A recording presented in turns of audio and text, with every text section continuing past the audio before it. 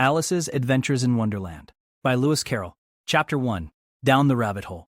Alice was beginning to get very tired of sitting by her sister on the bank and of having nothing to do.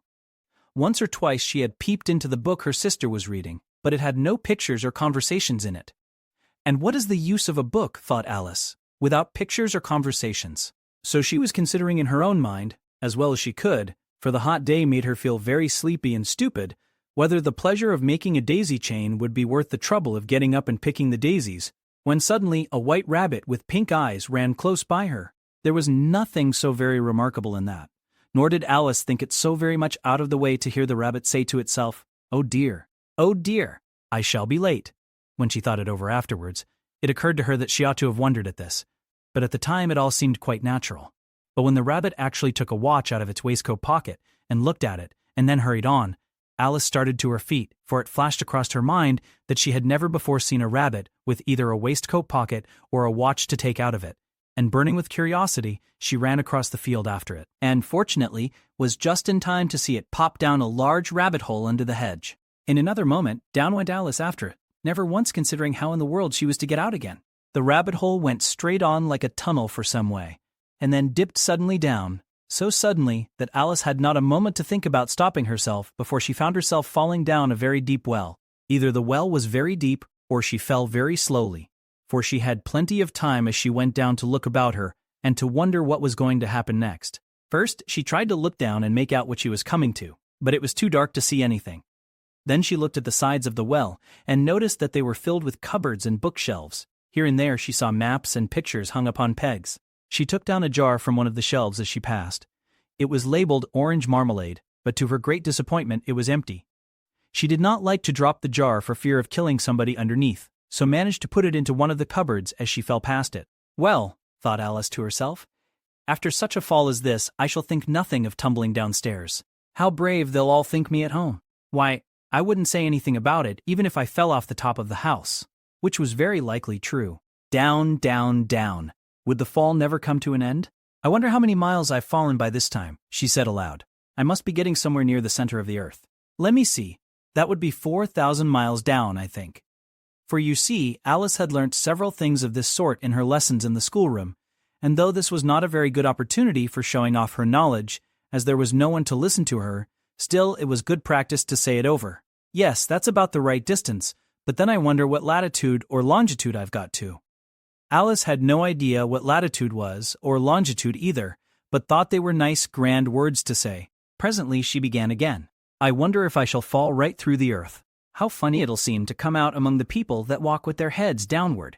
The antipathies, I think. She was rather glad there was no one listening this time, as it didn't sound at all the right word. But I shall have to ask them what the name of the country is, you know. Please, ma'am, is this New Zealand or Australia? And she tried to curtsy as she spoke. Fancy curtsying as you're falling through the air. Do you think you could manage it? And what an ignorant little girl she'll think me for asking. No, it'll never do to ask. Perhaps I shall see it written up somewhere. Down, down, down. There was nothing else to do, so Alice soon began talking again. Dinah'll miss me very much tonight, I should think. Dinah was the cat. I hope they'll remember her saucer of milk at tea time. Dinah, my dear, I wish you were down here with me. There are no mice in the air, I'm afraid, but you might catch a bat, and that's very like a mouse, you know. But do cats eat bats, I wonder? And here Alice began to get rather sleepy, and went on saying to herself, in a dreamy sort of way, do cats eat bats? Do cats eat bats? And sometimes, do bats eat cats? For you see, as she couldn't answer either question, it didn't much matter which way she put it. She felt that she was dozing off, and had just begun to dream that she was walking hand in hand with Dinah, and saying to her very earnestly, now Dinah, tell me the truth, did you ever eat a bat? When suddenly, thump, thump, down she came upon a heap of sticks and dry leaves, and the fall was over. Alice was not a bit hurt, and she jumped up onto her feet in a moment. She looked up, but it was all dark overhead. Before her was another long passage, and the white rabbit was still in sight, hurrying down it. There was not a moment to be lost. Away went Alice like the wind, and was just in time to hear it say, as it turned a corner, oh my ears and whiskers, how late it's getting. She was close behind it when she turned the corner, but the rabbit was no longer to be seen. She found herself in a long, low hall, which was lit up by a row of lamps hanging from the roof. There were doors all round the hall, but they were all locked, and when Alice had been all the way down one side and up the other, trying every door, she walked sadly down the middle, wondering how she was ever to get out again. Suddenly, she came upon a little three-legged table, all made of solid glass. There was nothing on it except a tiny golden key, and Alice's first thought was that it might belong to one of the doors of the hall, but alas, either the locks were too large or the key was too small, but at any rate, it would not open any of them. However, on the second time round she came upon a low curtain she had not noticed before, and behind it was a little door about 15 inches high. She tried the little golden key in the lock, and to her great delight it fitted. Alice opened the door and found that it led into a small passage, not much larger than a rat hole. She knelt down and looked along the passage into the loveliest garden you ever saw. How she longed to get out of that dark hall and wander about among those beds of bright flowers and those cool fountains. But she could not even get her head through the doorway. And even if my head would go through, thought poor Alice, it would be of very little use without my shoulders. Oh, how I wish I could shut up like a telescope. I think I could if I only knew how to begin. For, you see, so many out-of-the-way things had happened lately that Alice had begun to think that very few things indeed were really impossible. There seemed to be no use in waiting by the little door, so she went back to the table, half hoping she might find another key on it, or at any rate a book of rules for shutting people up like telescopes. This time she found a little bottle on it, which certainly was not here before, said Alice, and round the neck of the bottle was a paper label, with the words, "Drink me," beautifully printed on it in large letters. It was all very well to say, "Drink me," but the wise little Alice was not going to do that in a hurry. "No, I'll look first," she said, "and see whether it's marked poison or not." For she had read several nice little histories about children who had got burnt and eaten up by wild beasts and other unpleasant things, all because they would not remember the simple rules their friends had taught them, such as that a red-hot poker will burn you if you hold it too long, and that if you cut your finger very deeply with a knife, it usually bleeds. And she had never forgotten that, if you drink much from a bottle marked poison, it is almost certain to disagree with you, sooner or later. However, this bottle was not marked poison, so Alice ventured to taste it, and finding it very nice, it had, in fact, a sort of mixed flavor of cherry tart, custard, pineapple, roast turkey, toffee, and hot buttered toast. She very soon finished it off. "What a curious feeling," said Alice. "I must be shutting up like a telescope." And so it was indeed. She was now only 10 inches high, and her face brightened up at the thought that she was now the right size for going through the little door into that lovely garden. First, however, she waited for a few minutes to see if she was going to shrink any further. She felt a little nervous about this. "For it might end, you know," said Alice to herself, "in my going out altogether, like a candle. I wonder what I should be like then." And she tried to fancy what the flame of a candle is like after the candle is blown out, for she could not remember ever having seen such a thing. After a while, finding that nothing more happened, she decided on going into the garden at once. But, alas for poor Alice. When she got to the door, she found she had forgotten the little golden key.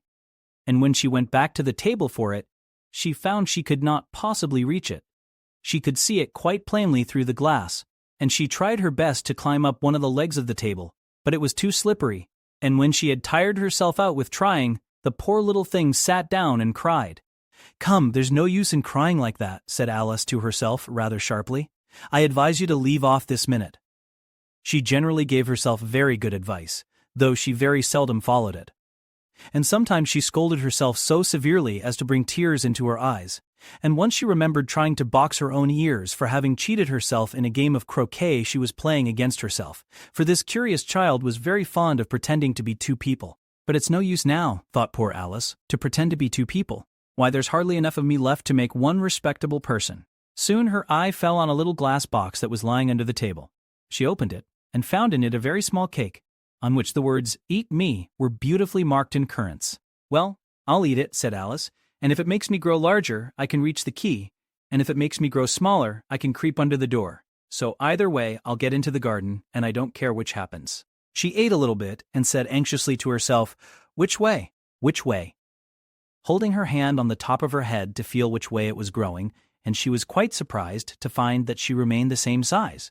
To be sure, this generally happens when one eats cake, but Alice had got so much into the way of expecting nothing but out-of-the-way things to happen that it seemed quite dull and stupid for life to go on in the common way. So she set to work, and very soon finished off the cake. Chapter 2. The Pool of Tears. "Curiouser and curiouser," cried Alice. She was so much surprised that for the moment she quite forgot how to speak good English. "Now I'm opening out like the largest telescope that ever was. Goodbye, feet." for when she looked down at her feet, they seemed to be almost out of sight. They were getting so far off. Oh, my poor little feet. I wonder who will put on your shoes and stockings for you now, dears? I'm sure I shan't be able. I shall be a great deal too far off to trouble myself about you. You must manage the best way you can, but I must be kind to them, thought Alice. Or perhaps they won't walk the way I want to go. Let me see. I'll give them a new pair of boots every Christmas. And she went on planning to herself how she would manage it. They must go by the carrier, she thought.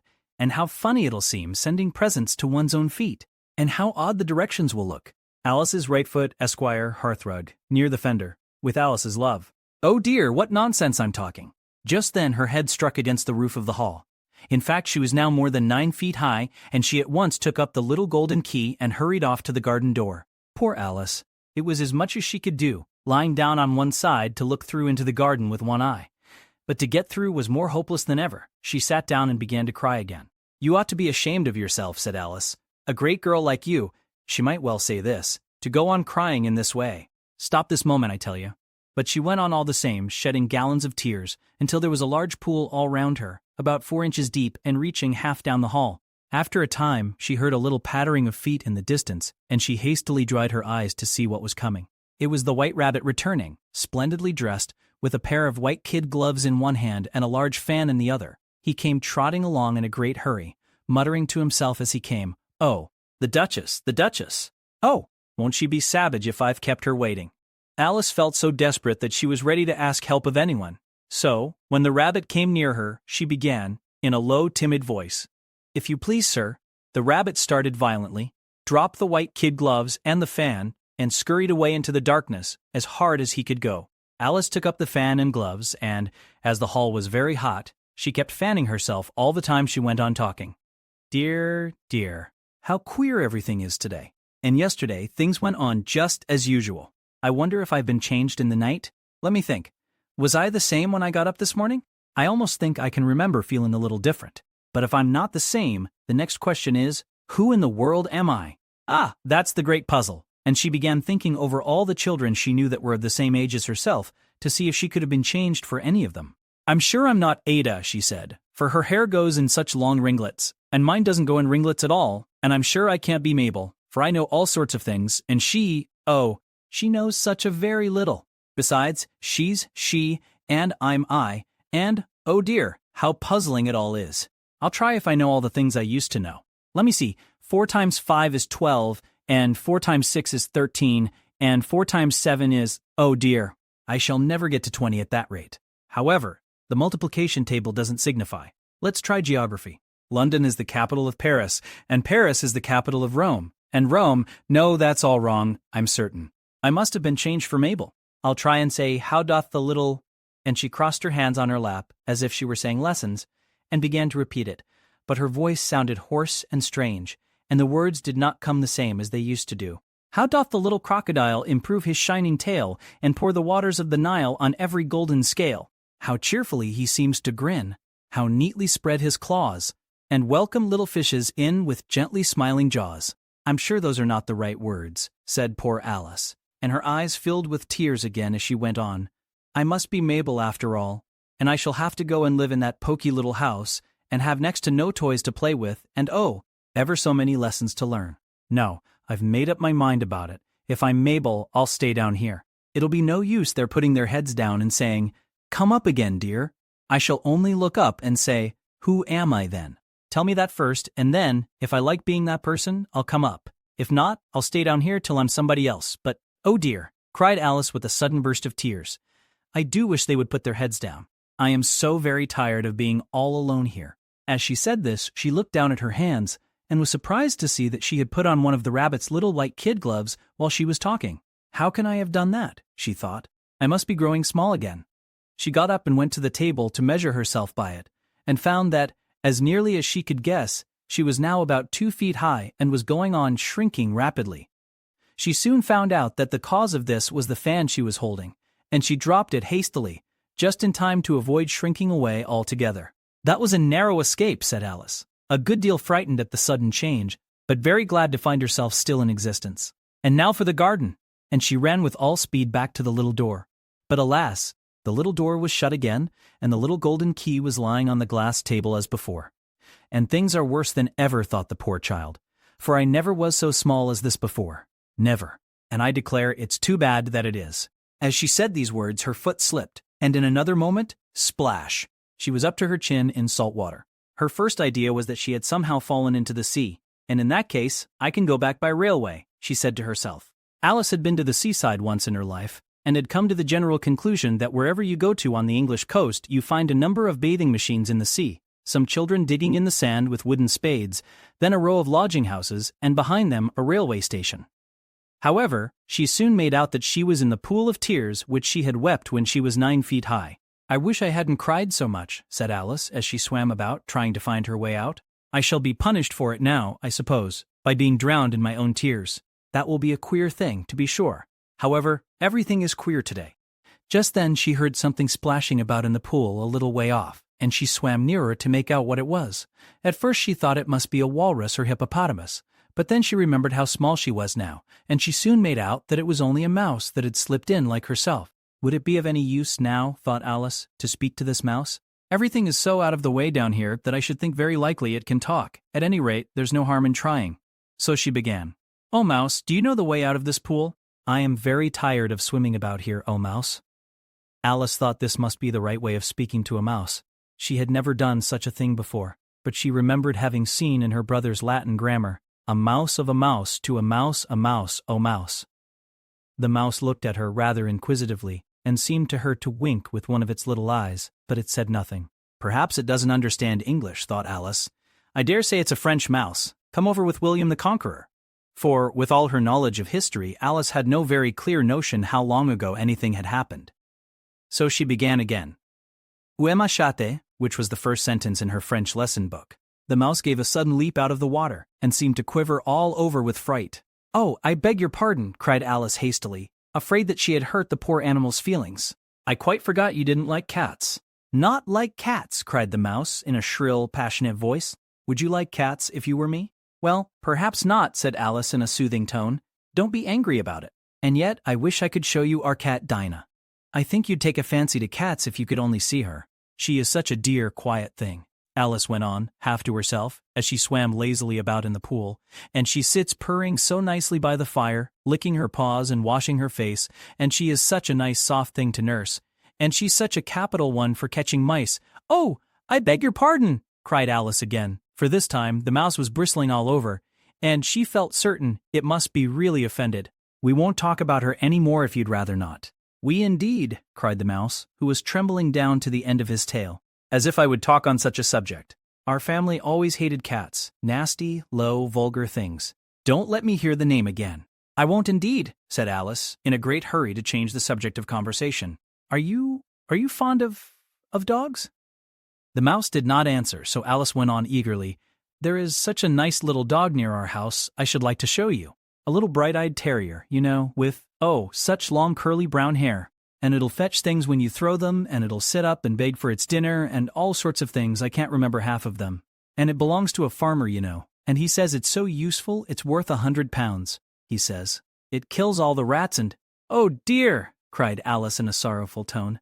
I'm afraid I've offended it again.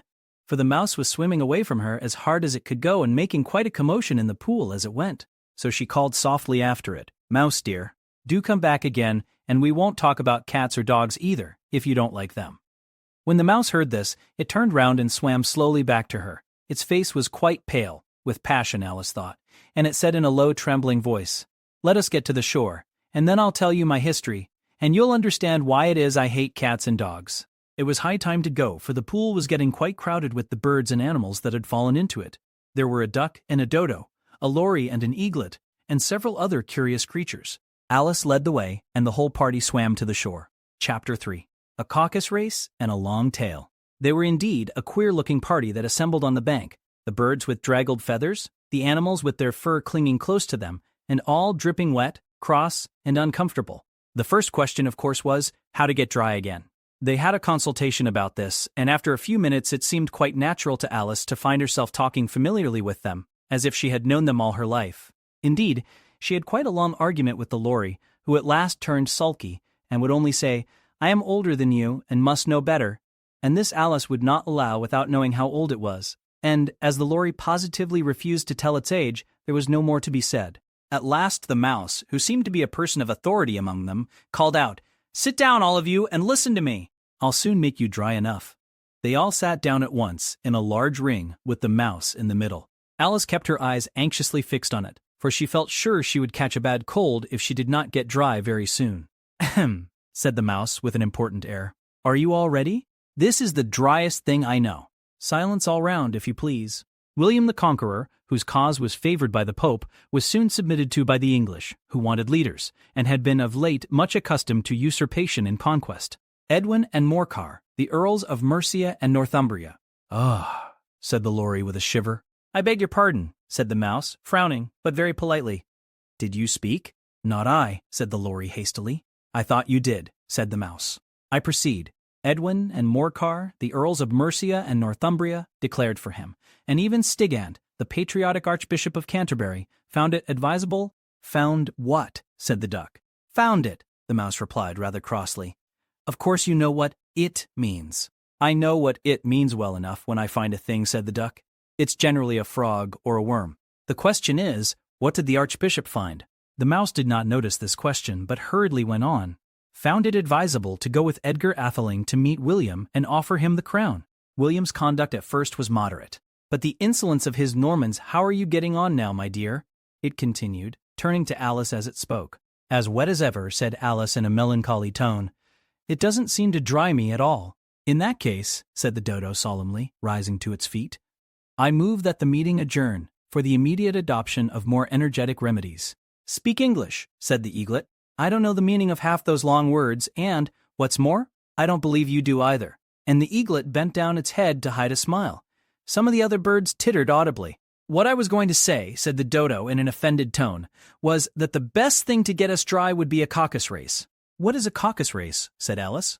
Not that she wanted much to know, but the dodo had paused as if it thought that somebody ought to speak, and no one else seemed inclined to say anything. "Why," said the dodo, "the best way to explain it is to do it. And, as you might like to try the thing yourself, some winter day, I will tell you how the dodo managed it. First it marked out a racecourse, in a sort of circle. The exact shape doesn't matter, it said, and then all the party were placed along the course, here and there. There was no 1, 2, 3 and away, but they began running when they liked, and left off when they liked, so that it was not easy to know when the race was over. However, when they had been running half an hour or so and were quite dry again, the dodo suddenly called out, 'The race is over!' And they all crowded round it, panting, and asking, 'But who has won?' This question the dodo could not answer without a great deal of thought, and it sat for a long time with one finger pressed upon its forehead, the position in which you usually see Shakespeare in the pictures of him, while the rest waited in silence. At last the dodo said, 'Everybody has won, and all must have prizes.' 'But who is to give the prizes?' quite a chorus of voices asked. 'Why, she, of course,' said the dodo, pointing to Alice with one finger, and the whole party at once crowded round her, calling out in a confused way, 'Prizes! Prizes!' Alice had no idea what to do, and in despair she put her hand in her pocket and pulled out a box of comfits. Luckily the salt water had not got into it, and handed them round as prizes. There was exactly one apiece, all round. 'But she must have a prize herself, you know,' said the mouse. 'Of course,' the dodo replied very gravely. 'What else have you got in your pocket?' he went on, turning to Alice.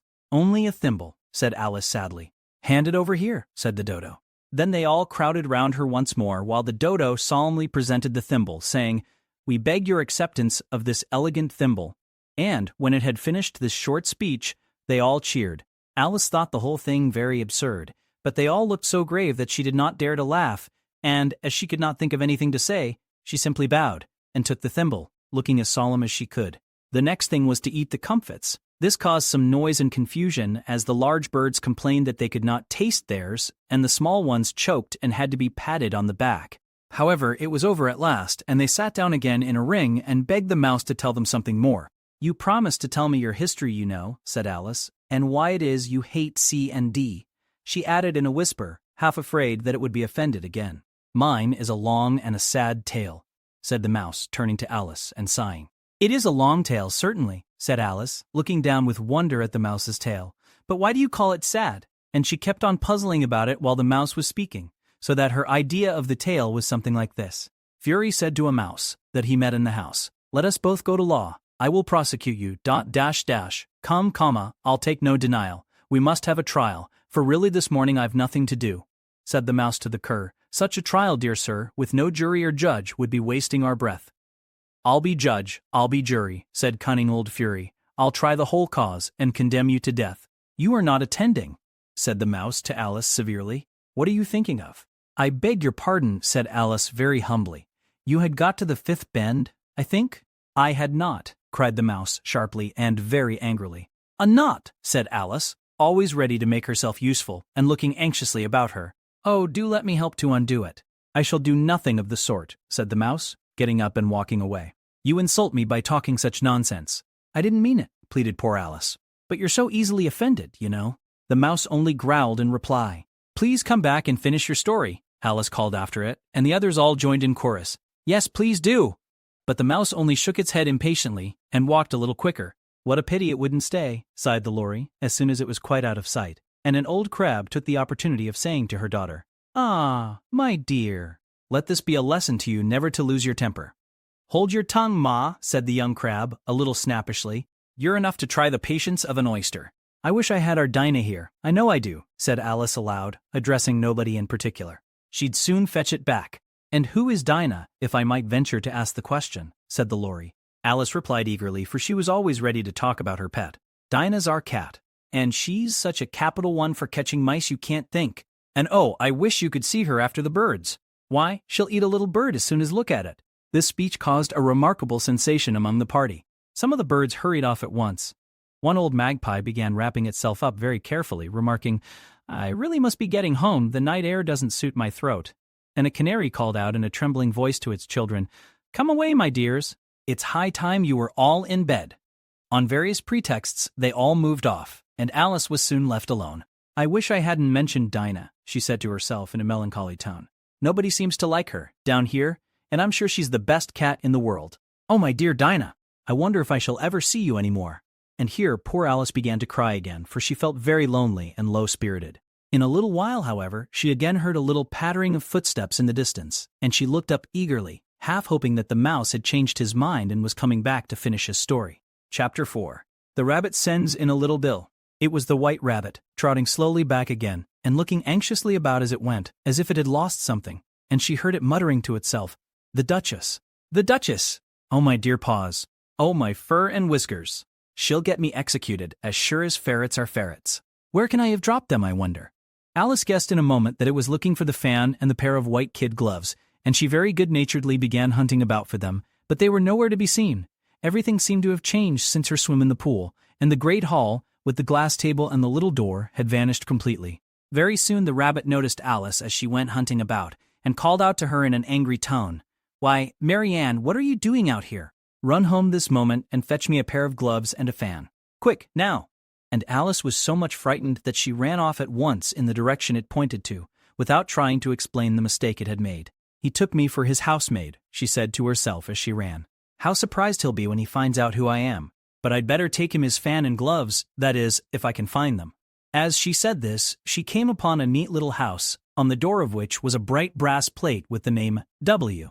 Rabbit engraved upon it. She went in without knocking and hurried upstairs, in great fear lest she should meet the real Mary Ann, and be turned out of the house before she had found the fan and gloves. "How queer it seems," Alice said to herself, "to be going messages for a rabbit. I suppose Dinah'll be sending me on messages next." And she began fancying the sort of thing that would happen. "Miss Alice, come here directly and get ready for your walk." "Coming in a minute, nurse." "But I've got to see that the mouse doesn't get out. Only I don't think," Alice went on, "that they'd let Dinah stop in the house if it began ordering people about like that." By this time she had found her way into a tidy little room with a table in the window, and on it, as she had hoped, a fan and 2 or 3 pairs of tiny white kid gloves. She took up the fan and a pair of the gloves and was just going to leave the room when her eye fell upon a little bottle that stood near the looking-glass. There was no label this time with the words "Drink me," but nevertheless she uncorked it and put it to her lips. "I know something interesting is sure to happen," she said to herself, "whenever I eat or drink anything, so I'll just see what this bottle does. I do hope it'll make me grow large again, for really I'm quite tired of being such a tiny little thing." It did so indeed, and much sooner than she had expected. Before she had drunk half the bottle, she found her head pressing against the ceiling and had to stoop to save her neck from being broken. She hastily put down the bottle, saying to herself, "That's quite enough. I hope I shan't grow any more. As it is, I can't get out at the door. I do wish I hadn't drunk quite so much." Alas, it was too late to wish that. She went on growing, and very soon had to kneel down on the floor. In another minute there was not even room for this, and she tried the effect of lying down with one elbow against the door, and the other arm curled round her head. Still, she went on growing, and, as a last resource, she put one arm out of the window, and one foot up the chimney, and said to herself, "Now I can do no more, whatever happens. What will become of me?" Luckily for Alice, the little magic bottle had now had its full effect, and she grew no larger. Still, it was very uncomfortable, and as there seemed to be no sort of chance of her ever getting out of the room again, no wonder she felt unhappy. It was much pleasanter at home, thought poor Alice, when one wasn't always growing larger and smaller and being ordered about by mice and rabbits. I almost wish I hadn't gone down that rabbit hole, and yet, it's rather curious, this sort of life. I do wonder what can have happened to me. When I used to read fairy tales, I fancied that kind of thing never happened, and now here I am in the middle of one. There ought to be a book written about me, that there ought. And when I grow up, I'll write one, but I'm grown up now," she added in a sorrowful tone. "At least there's no room to grow up any more here. But then," thought Alice, "shall I never get any older than I am now?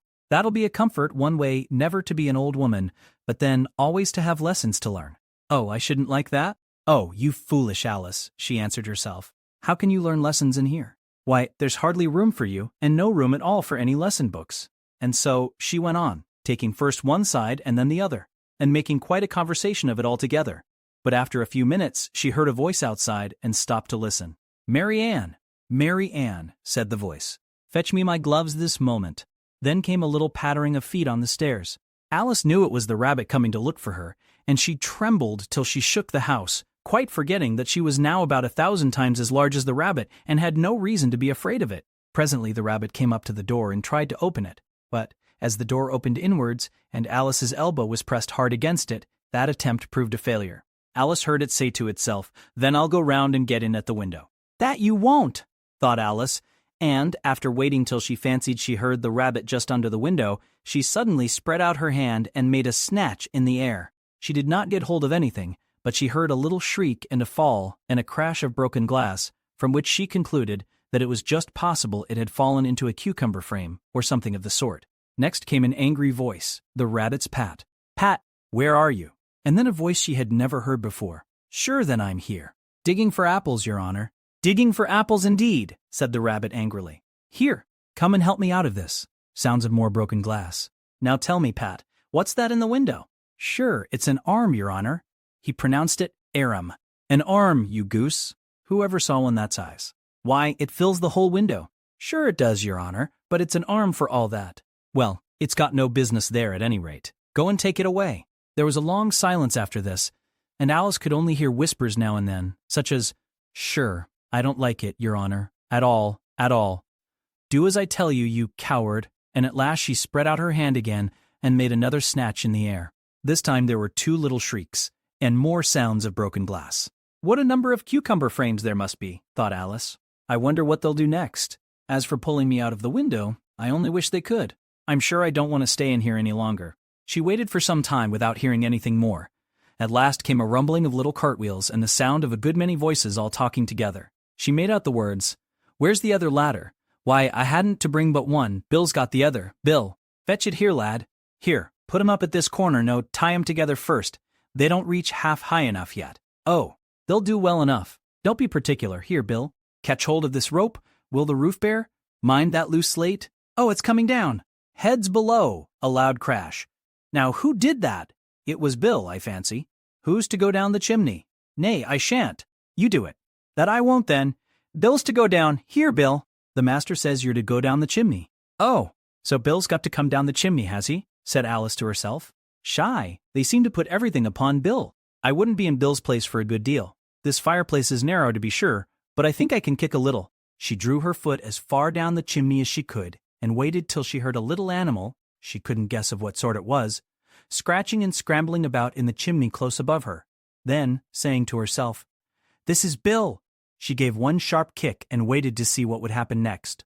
The first thing she heard was a general chorus of, "There goes Bill," then the rabbit's voice along, Catch him, you by the hedge. Then silence, and then another confusion of voices. Hold up his head. Brandy now. Don't choke him.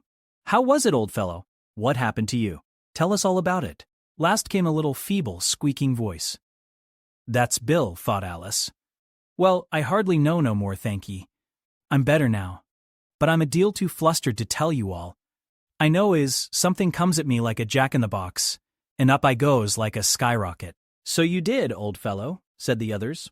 We must burn the house down, said the rabbit's voice, and Alice called out as loud as she could, If you do, I'll set Dinah at you.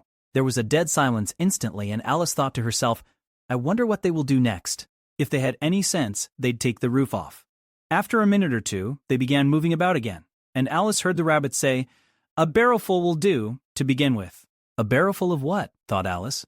But she had not long to doubt, for the next moment a shower of little pebbles came rattling in at the window, and some of them hit her in the face. I'll put a stop to this, she said to herself, and shouted out, You'd better not do that again, which produced another dead silence. Alice noticed with some surprise that the pebbles were all turning into little cakes as they lay on the floor, and a bright idea came into her head. If I eat one of these cakes, she thought, it's sure to make some change in my size, and as it can't possibly make me larger, it must make me smaller, I suppose. So she swallowed one of the cakes, and was delighted to find that she began shrinking directly. As soon as she was small enough to get through the door, she ran out of the house, and found quite a crowd of little animals and birds waiting outside. The poor little lizard Bill was in the middle, being held up by 2 guinea pigs who were giving it something out of a bottle. They all made a rush at Alice the moment she appeared. But she ran off as hard as she could, and soon found herself safe in a thick wood. The first thing I've got to do, said Alice to herself as she wandered about in the wood, is to grow to my right size again. And the second thing is to find my way into that lovely garden. I think that will be the best plan. It sounded an excellent plan, no doubt, and very neatly and simply arranged. The only difficulty was that she had not the smallest idea how to set about it. And while she was peering about anxiously among the trees, a little sharp bark just over her head made her look up in a great hurry. An enormous puppy was looking down at her with large round eyes, and feebly stretching out one paw, trying to touch her. Poor little thing, said Alice in a coaxing tone, and she tried hard to whistle to it, but she was terribly frightened all the time at the thought that it might be hungry, in which case it would be very likely to eat her up in spite of all her coaxing. Hardly knowing what she did, she picked up a little bit of stick and held it out to the puppy, whereupon the puppy jumped into the air off all its feet at once, with a yelp of delight, and rushed at the stick and made believe to worry it. Then Alice dodged behind a great thistle to keep herself from being run over. And the moment she appeared on the other side, the puppy made another rush at the stick and tumbled head over heels in its hurry to get hold of it.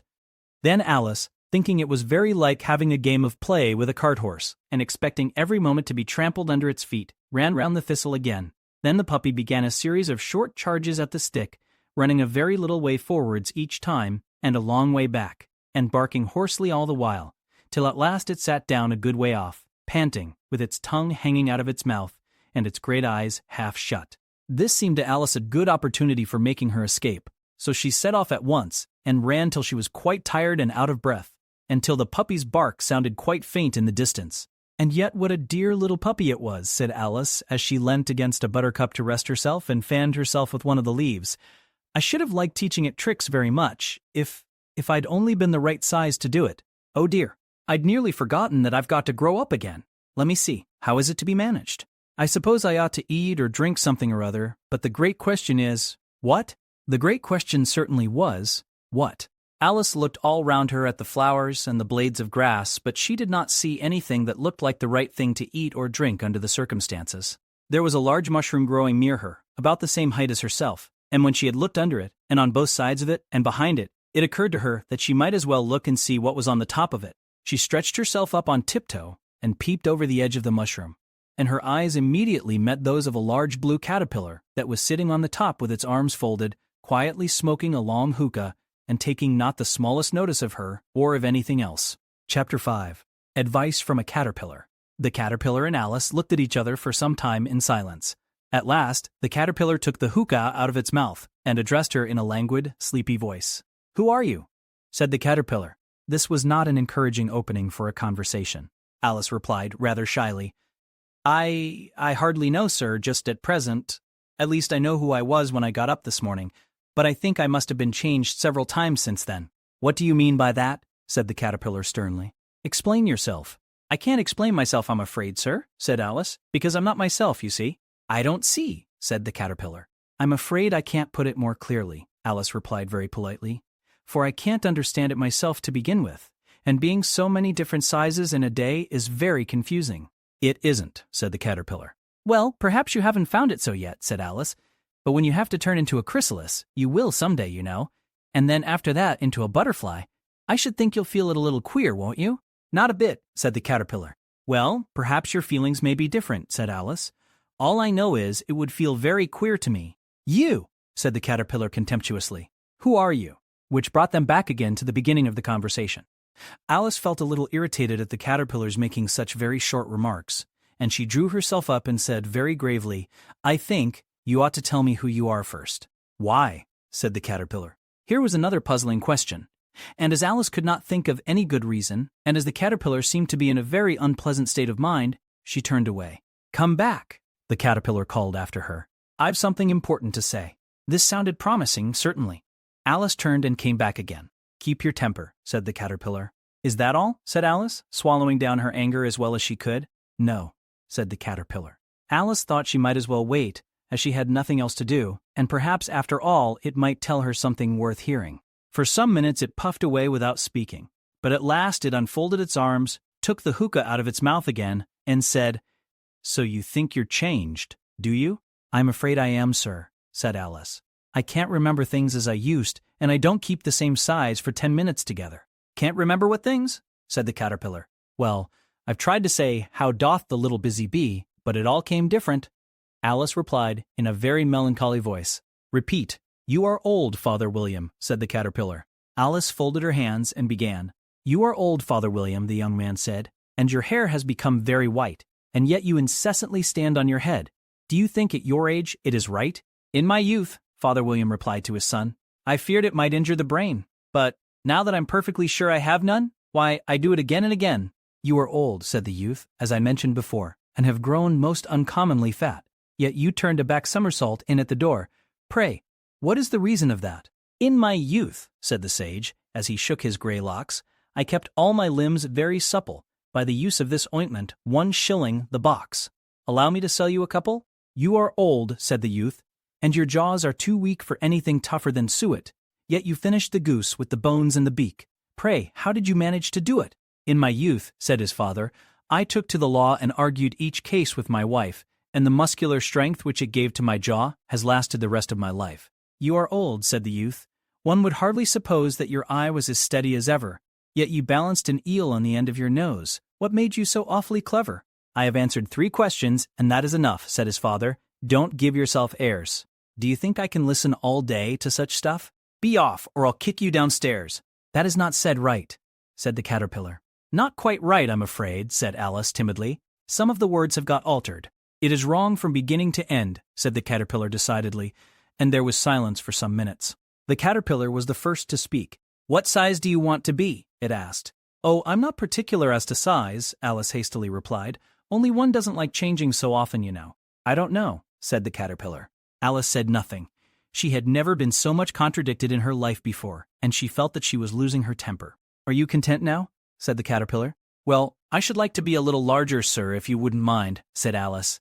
3 inches is such a wretched height to be. It is a very good height indeed, said the caterpillar angrily, rearing itself upright as it spoke. It was exactly 3 inches high. But I'm not used to it, pleaded poor Alice in a piteous tone, and she thought of herself, I wish the creatures wouldn't be so easily offended.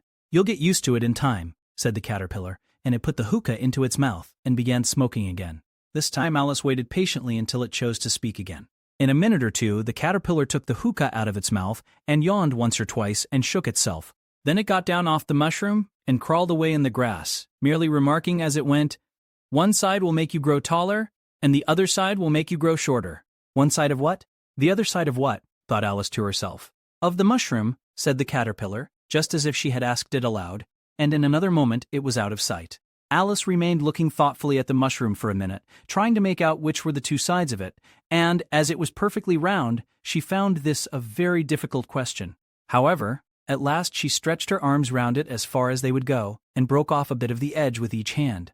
And now which is which, she said to herself, and nibbled a little of the right-hand bit to try the effect.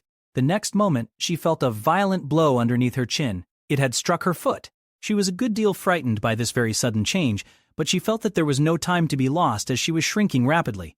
So she set to work at once to eat some of the other bit. Her chin was pressed so closely against her foot that there was hardly room to open her mouth, but she did it at last, and managed to swallow a morsel of the left-hand bit. "Come, my head's free at last," said Alice in a tone of delight, which changed into alarm in another moment, when she found that her shoulders were nowhere to be found. All she could see, when she looked down, was an immense length of neck, which seemed to rise like a stalk out of a sea of green leaves that lay far below her. "What can all that green stuff be?" said Alice. "And where have my shoulders got to? And oh, my poor hands, how is it I can't see you?" She was moving them about as she spoke, but no result seemed to follow, except a little shaking among the distant green leaves.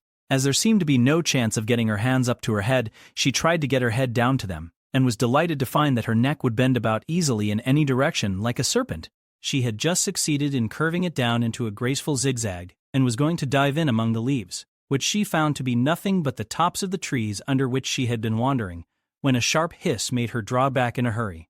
A large pigeon had flown into her face, and was beating her violently with its wings. "Serpent!" screamed the pigeon. "I'm not a serpent," said Alice indignantly. "Let me alone." "Serpent, I say again," repeated the pigeon, but in a more subdued tone, and added with a kind of sob, "I've tried every way, and nothing seems to suit them." "I haven't the least idea what you're talking about," said Alice. "I've tried the roots of trees, and I've tried banks, and I've tried hedges," the pigeon went on, without attending to her. "But those serpents, there's no pleasing them." Alice was more and more puzzled, but she thought there was no use in saying anything more till the pigeon had finished. "As if it wasn't trouble enough hatching the eggs," said the pigeon, "but I must be on the lookout for serpents night and day. Why, I haven't had a wink of sleep these 3 weeks." "I'm very sorry you've been annoyed," said Alice, who was beginning to see its meaning.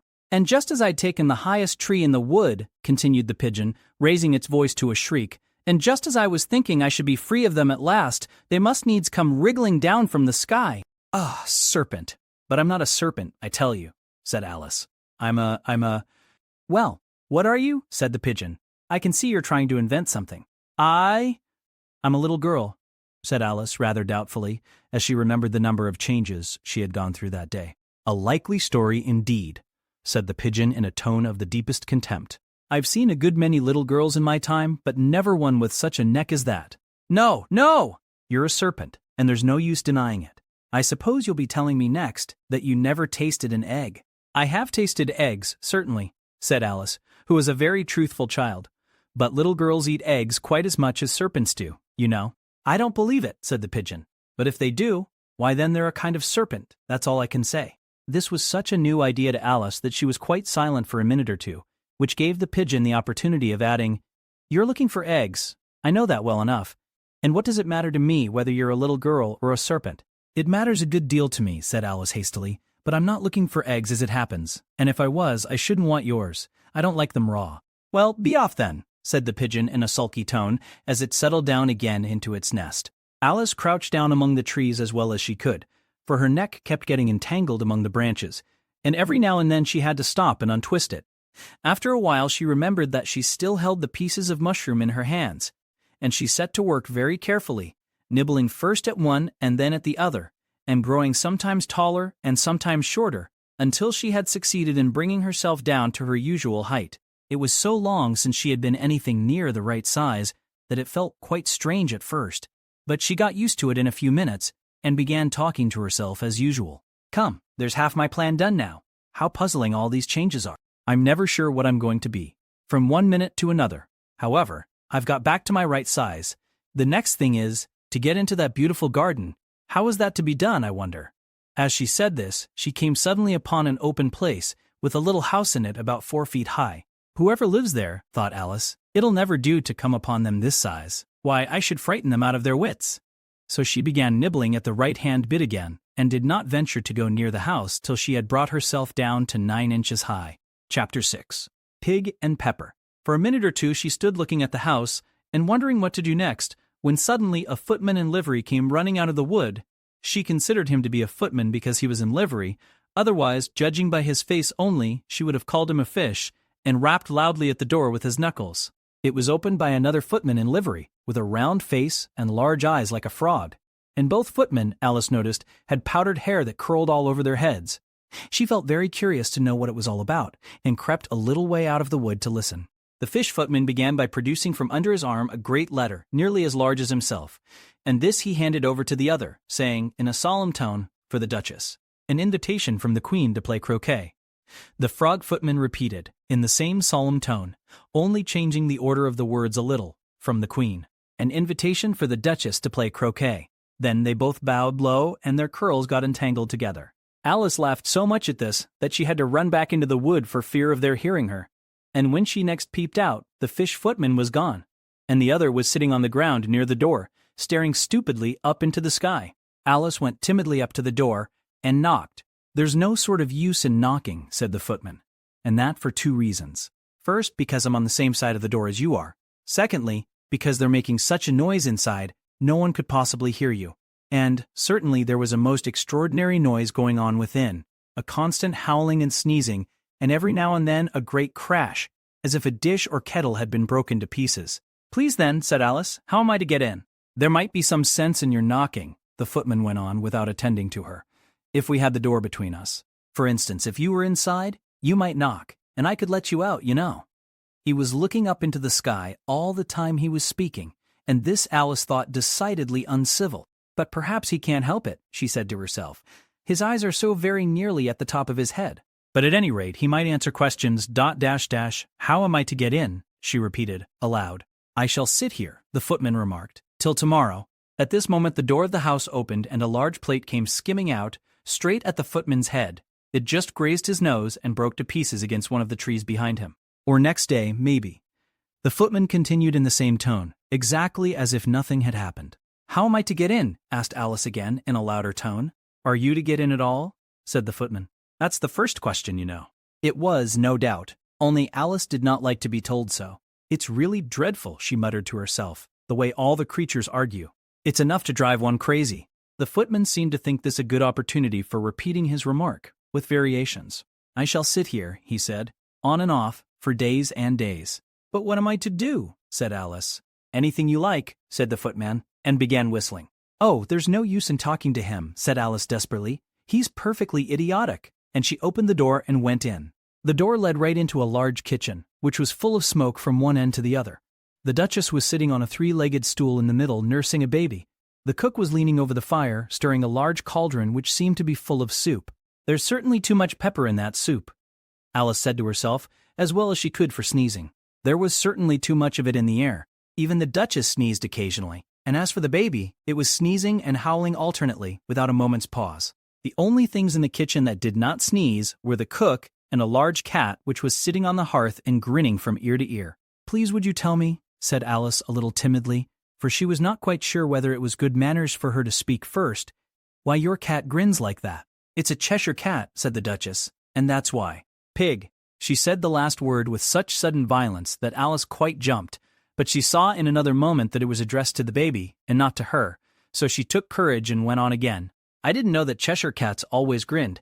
In fact, I didn't know that cats could grin."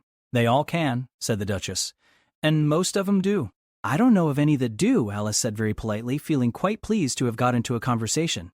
"You don't know much," said the Duchess, "and that's a fact." Alice did not at all like the tone of this remark, and thought it would be as well to introduce some other subject of conversation. While she was trying to fix on one, the cook took the cauldron of soup off the fire, and at once set to work throwing everything within her reach at the Duchess and the baby. The fire irons came first, then followed a shower of saucepans, plates, and dishes. The Duchess took no notice of them even when they hit her, and the baby was howling so much already that it was quite impossible to say whether the blows hurt it or not. "Oh, please mind what you're doing," cried Alice, jumping up and down in an agony of terror. "Oh, there goes his precious nose," as an unusually large saucepan flew close by it, and very nearly carried it off. "If everybody minded their own business," the Duchess said in a hoarse growl, "the world would go round a deal faster than it does." "Which would not be an advantage," said Alice, who felt very glad to get an opportunity of showing off a little of her knowledge. "Just think of what work it would make with the day and night. You see, the earth takes 24 hours to turn round on its axis." "Talking of axes," said the Duchess, "chop off her head." Alice glanced rather anxiously at the cook to see if she meant to take the hint, but the cook was busily stirring the soup, and seemed not to be listening, so she went on again. 24 hours, I think. Or is it 12? Oh, don't bother me, said the Duchess. I never could abide figures. And with that she began nursing her child again, singing a sort of lullaby to it as she did so, and giving it a violent shake at the end of every line. Speak roughly to your little boy, and beat him when he sneezes. He only does it to annoy, because he knows it teases. Chorus, in which the cook and the baby joined.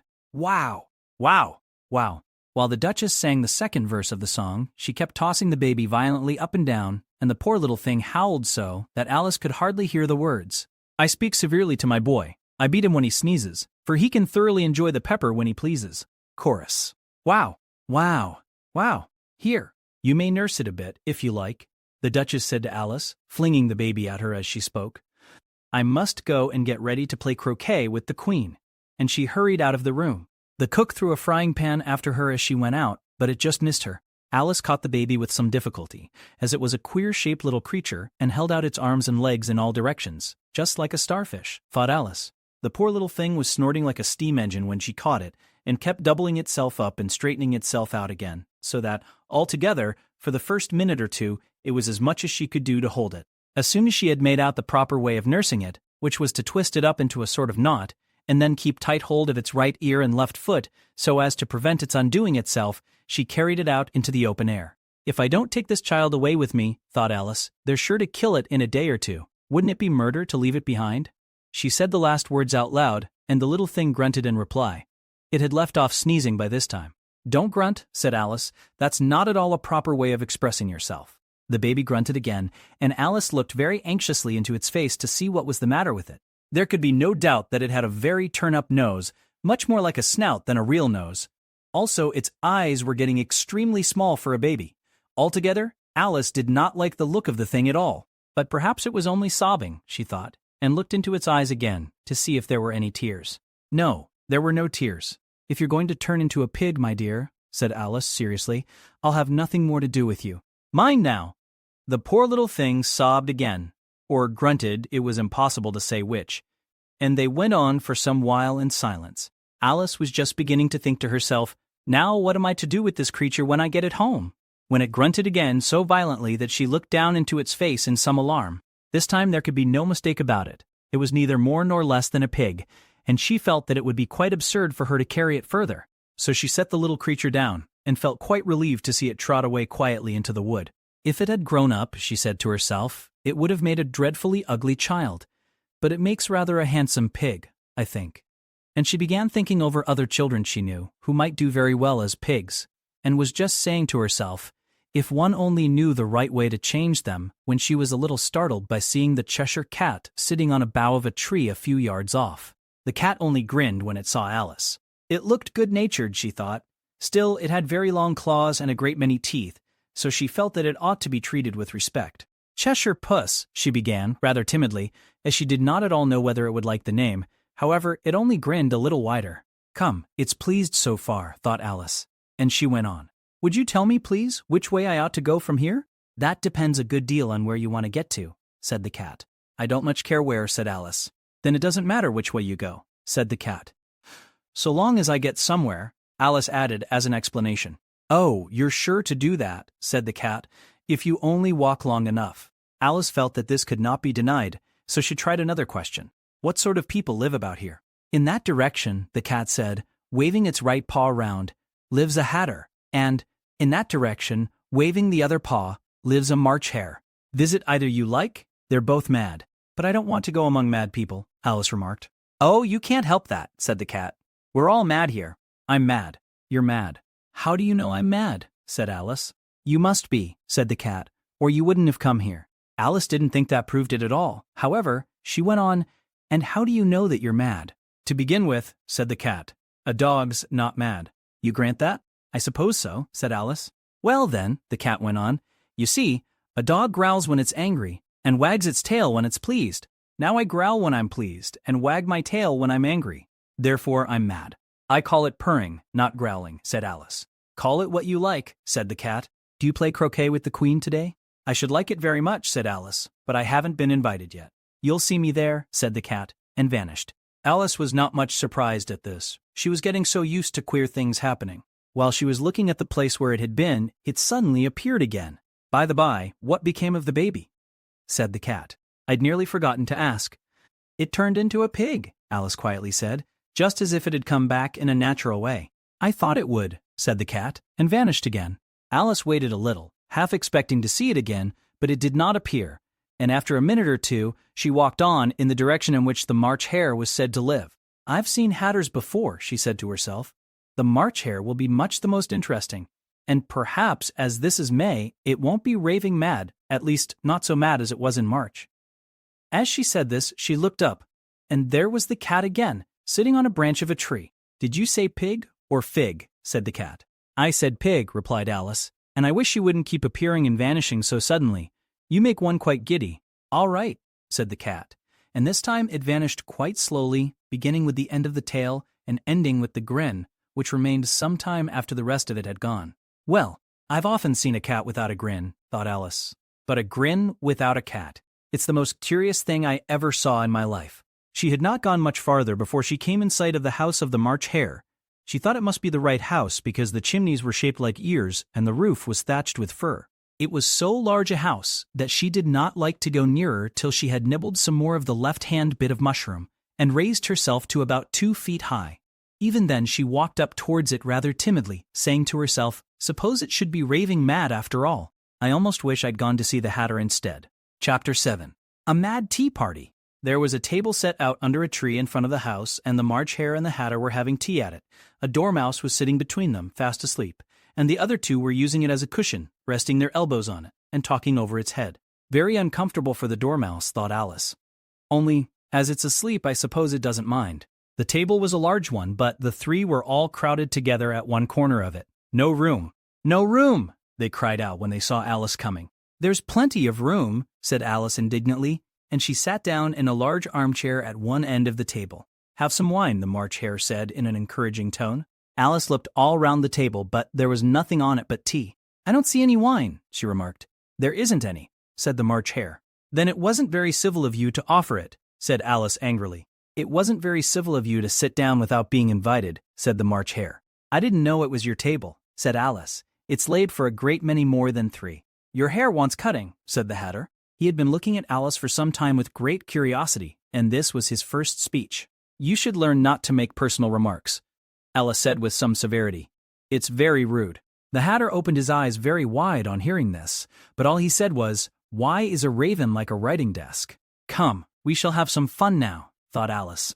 "I'm glad they've begun asking riddles. I believe I can guess that," she added aloud.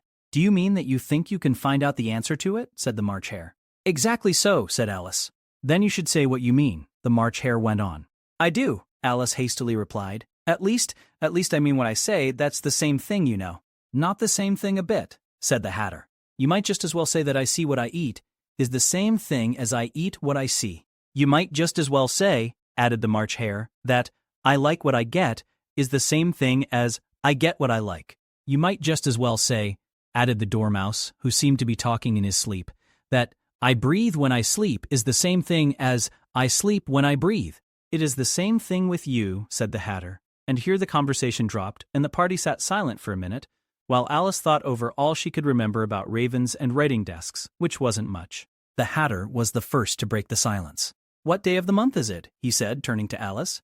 He had taken his watch out of his pocket, and was looking at it uneasily, shaking it every now and then, and holding it to his ear. Alice considered a little, and then said the 4th. "2 days wrong," sighed the Hatter. "I told you butter wouldn't suit the works," he added, looking angrily at the March Hare. "It was the best butter," the March Hare meekly replied. "Yes, but some crumbs must have got in as well," the Hatter grumbled. "You shouldn't have put it in with the bread knife." The March Hare took the watch and looked at it gloomily. Then he dipped it into his cup of tea and looked at it again, but he could think of nothing better to say than his first remark. "It was the best butter, you know." Alice had been looking over his shoulder with some curiosity. "What a funny watch," she remarked. "It tells the day of the month and doesn't tell what o'clock it is." "Why should it?" muttered the Hatter. "Does your watch tell you what year it is?" "Of course not," Alice replied very readily, "but that's because it stays the same year for such a long time together." "Which is just the case with mine," said the Hatter. Alice felt dreadfully puzzled. The Hatter's remark seemed to have no sort of meaning in it, and yet it was certainly English. I don't quite understand you, she said, as politely as she could. The Dormouse is asleep again, said the Hatter, and he poured a little hot tea upon its nose. The Dormouse shook its head impatiently and said without opening its eyes, of course, just what I was going to remark myself. Have you guessed the riddle yet? The Hatter said, turning to Alice again. No, I give it up, Alice replied. What's the answer? I haven't the slightest idea, said the Hatter. Nor I, said the March Hare. Alice sighed wearily. I think you might do something better with the time, she said, than waste it in asking riddles that have no answers. If you knew time as well as I do, said the Hatter, you wouldn't talk about wasting it. It's him. I don't know what you mean, said Alice. Of course you don't, the Hatter said, tossing his head contemptuously. I dare say you never even spoke to time. Perhaps not, Alice cautiously replied, but I know I have to beat time when I learn music. Ah, that accounts for it, said the Hatter. He won't stand beating. Now, if you only kept on good terms with him, he'd do almost anything you liked with the clock. For instance, suppose it were 9 o'clock in the morning, just time to begin lessons. You'd only have to whisper a hint to time, and round goes the clock in a twinkling. 1:30, time for dinner. I only wish it was, the March Hare said to itself in a whisper. That would be grand, certainly, said Alice thoughtfully. But then, I shouldn't be hungry for it, you know. Not at first, perhaps, said the Hatter, but you could keep it to 1:30 as long as you liked. Is that the way you manage? Alice asked. The Hatter shook his head mournfully. Not I, he replied.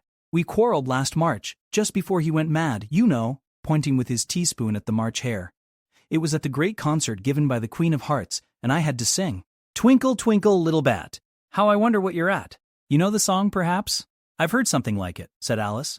It goes on, you know, the Hatter continued, in this way. Up above the world you fly, like a tea tray in the sky. Twinkle, twinkle. Here the Dormouse shook itself and began singing in its sleep, Twinkle, twinkle, twinkle, twinkle, and went on so long that they had to pinch it to make it stop. Well, I'd hardly finished the first verse, said the Hatter, when the Queen jumped up and bawled out, He's murdering the time. Off with his head. How dreadfully savage, exclaimed Alice. And ever since that, the Hatter went on in a mournful tone, he won't do a thing I ask. It's always 6 o'clock now. A bright idea came into Alice's head. Is that the reason so many tea things are put out here? She asked. Yes, that's it, said the Hatter with a sigh. It's always tea time, and we've no time to wash the things between whiles. Then you keep moving round, I suppose? Said Alice. Exactly so, said the Hatter, as the things get used up. But what happens when you come to the beginning again? Alice ventured to ask. Suppose we change the subject, the March Hare interrupted, yawning. I'm getting tired of this. I vote the young lady tells us a story. I'm afraid I don't know one, said Alice, rather alarmed at the proposal. Then the Dormouse shall, they both cried. Wake up, Dormouse! And they pinched it on both sides at once. The Dormouse slowly opened his eyes. I wasn't asleep, he said in a hoarse, feeble voice. I heard every word you fellows were saying. Tell us a story, said the March Hare. Yes, please do, pleaded Alice. And be quick about it, added the Hatter, or you'll be asleep again before it's done. Once upon a time there were 3 little sisters. The Dormouse began in a great hurry, and their names were Elsie, Lacey, and Tilly, and they lived at the bottom of a well. What did they live on? Said Alice, who always took a great interest in questions of eating and drinking. They lived on treacle, said the Dormouse after thinking a minute or two. They couldn't have done that, you know, Alice gently remarked. They'd have been ill. So they were, said the Dormouse, very ill. Alice tried to fancy to herself what such an extraordinary way of living would be like, but it puzzled her too much, so she went on. But why did they live at the bottom of a well? Take some more tea, the March Hare said to Alice very earnestly. I've had nothing yet, Alice replied in an offended tone, so I can't take more. You mean you can't take less, said the Hatter. It's very easy to take more than nothing. Nobody asked your opinion, said Alice. Who's making personal remarks now? The Hatter asked triumphantly. Alice did not quite know what to say to this, so she helped herself to some tea and bread and butter and then turned to the Dormouse and repeated her question. Why did they live at the bottom of a well? The Dormouse again took a minute or two to think about it and then said, it was a treacle well. There's no such thing. Alice was beginning very angrily, but the Hatter and the March Hare went shh, shh, and the Dormouse sulkily remarked, if you can't be civil, you'd better finish the story for yourself. No, please go on, Alice said very humbly. I won't interrupt again. I dare say there may be one. One indeed, said the Dormouse indignantly. However, he consented to go on. And so these 3 little sisters, they were learning to draw. You know, what did they draw? Said Alice, quite forgetting her promise. Treacle, said the Dormouse without considering it all this time. I want a clean cup, interrupted the Hatter. Let's all move one place on. He moved on as he spoke, and the Dormouse followed him. The March Hare moved into the Dormouse's place, and Alice rather unwillingly took the place of the March Hare. The Hatter was the only one who got any advantage from the change, and Alice was a good deal worse off than before, as the March Hare had just upset the milk jug into his plate. Alice did not wish to offend the Dormouse again, so she began very cautiously. But I don't understand. Where did they draw the treacle from? You can draw water out of a water well, said the Hatter, so I should think you could draw treacle out of a treacle well, eh, stupid? But they were in the well, Alice said to the Dormouse, not choosing to notice this last remark. Of course they were, said the Dormouse. Well in. This answer so confused poor Alice that she let the Dormouse go on for some time without interrupting it. They were learning to draw, the Dormouse went on, yawning and rubbing its eyes, for it was getting very sleepy. And they drew all manner of things, everything that begins with an M. Why with an M? Said Alice. Why not? Said the March Hare. Alice was silent. The Dormouse had closed its eyes by this time and was going off into a doze, but, on being pinched by the Hatter, it woke up again with a little shriek and went on, that begins with an M, such as mousetraps, and the moon and memory and muchness. You know you say things are much of a muchness. Did you ever see such a thing as a drawing of a muchness? Really, now you ask me, said Alice, very much confused. I don't think. Then you shouldn't talk, said the Hatter. This piece of rudeness was more than Alice could bear. She got up in great disgust and walked off. The Dormouse fell asleep instantly, and neither of the others took the least notice of her going, though she looked back once or twice, half hoping that they would call after her. The last time she saw them, they were trying to put the Dormouse into the teapot.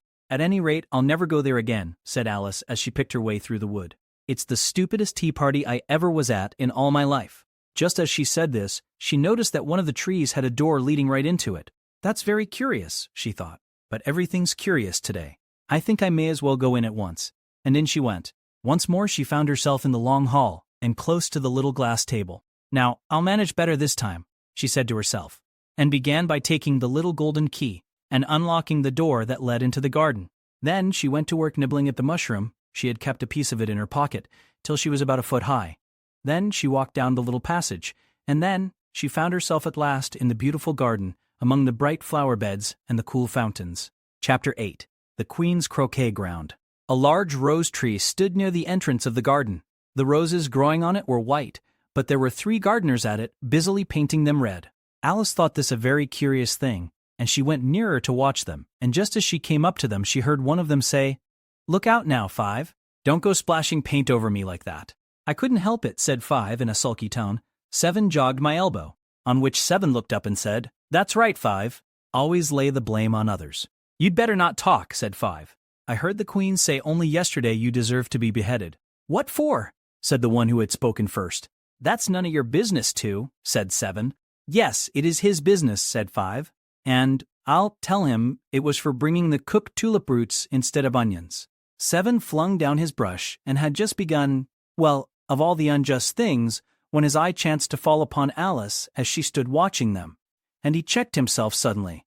The others looked round also, and all of them bowed low. "Would you tell me," said Alice a little timidly, "why you are painting those roses?" 5 and 7 said nothing, but looked at 2. 2 began in a low voice, "Why, the fact is, you see, miss, this here ought to have been a red rose tree, and we put a white one in by mistake. And if the Queen was to find it out, we should all have our heads cut off, you know. So you see, miss, we're doing our best, afore she comes, to—" At this moment 5, who had been anxiously looking across the garden, called out, "The Queen! The Queen!" And the 3 gardeners instantly threw themselves flat upon their faces. There was a sound of many footsteps, and Alice looked round, eager to see the Queen. First came 10 soldiers carrying clubs. These were all shaped like the 3 gardeners, oblong and flat, with their hands and feet at the corners. Next, the 10 courtiers. These were ornamented all over with diamonds and walked 2 and 2 as the soldiers did. After these came the royal children. There were 10 of them, and the little dears came jumping merrily along hand in couples. They were all ornamented with hearts. Next came the guests, mostly kings and queens, and among them Alice recognized the white rabbit. It was talking in a hurried, nervous manner, smiling at everything that was said, and went by without noticing her. Then followed the knave of hearts, carrying the king's crown on a crimson velvet cushion. And, last of all this grand procession, came the king and queen of hearts.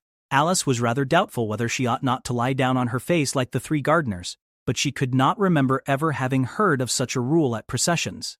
And besides, what would be the use of a procession, thought she, if people had all to lie down upon their faces, so that they couldn't see it? So she stood still where she was and waited. When the procession came opposite to Alice, they all stopped and looked at her, and the queen said severely, "Who is this?"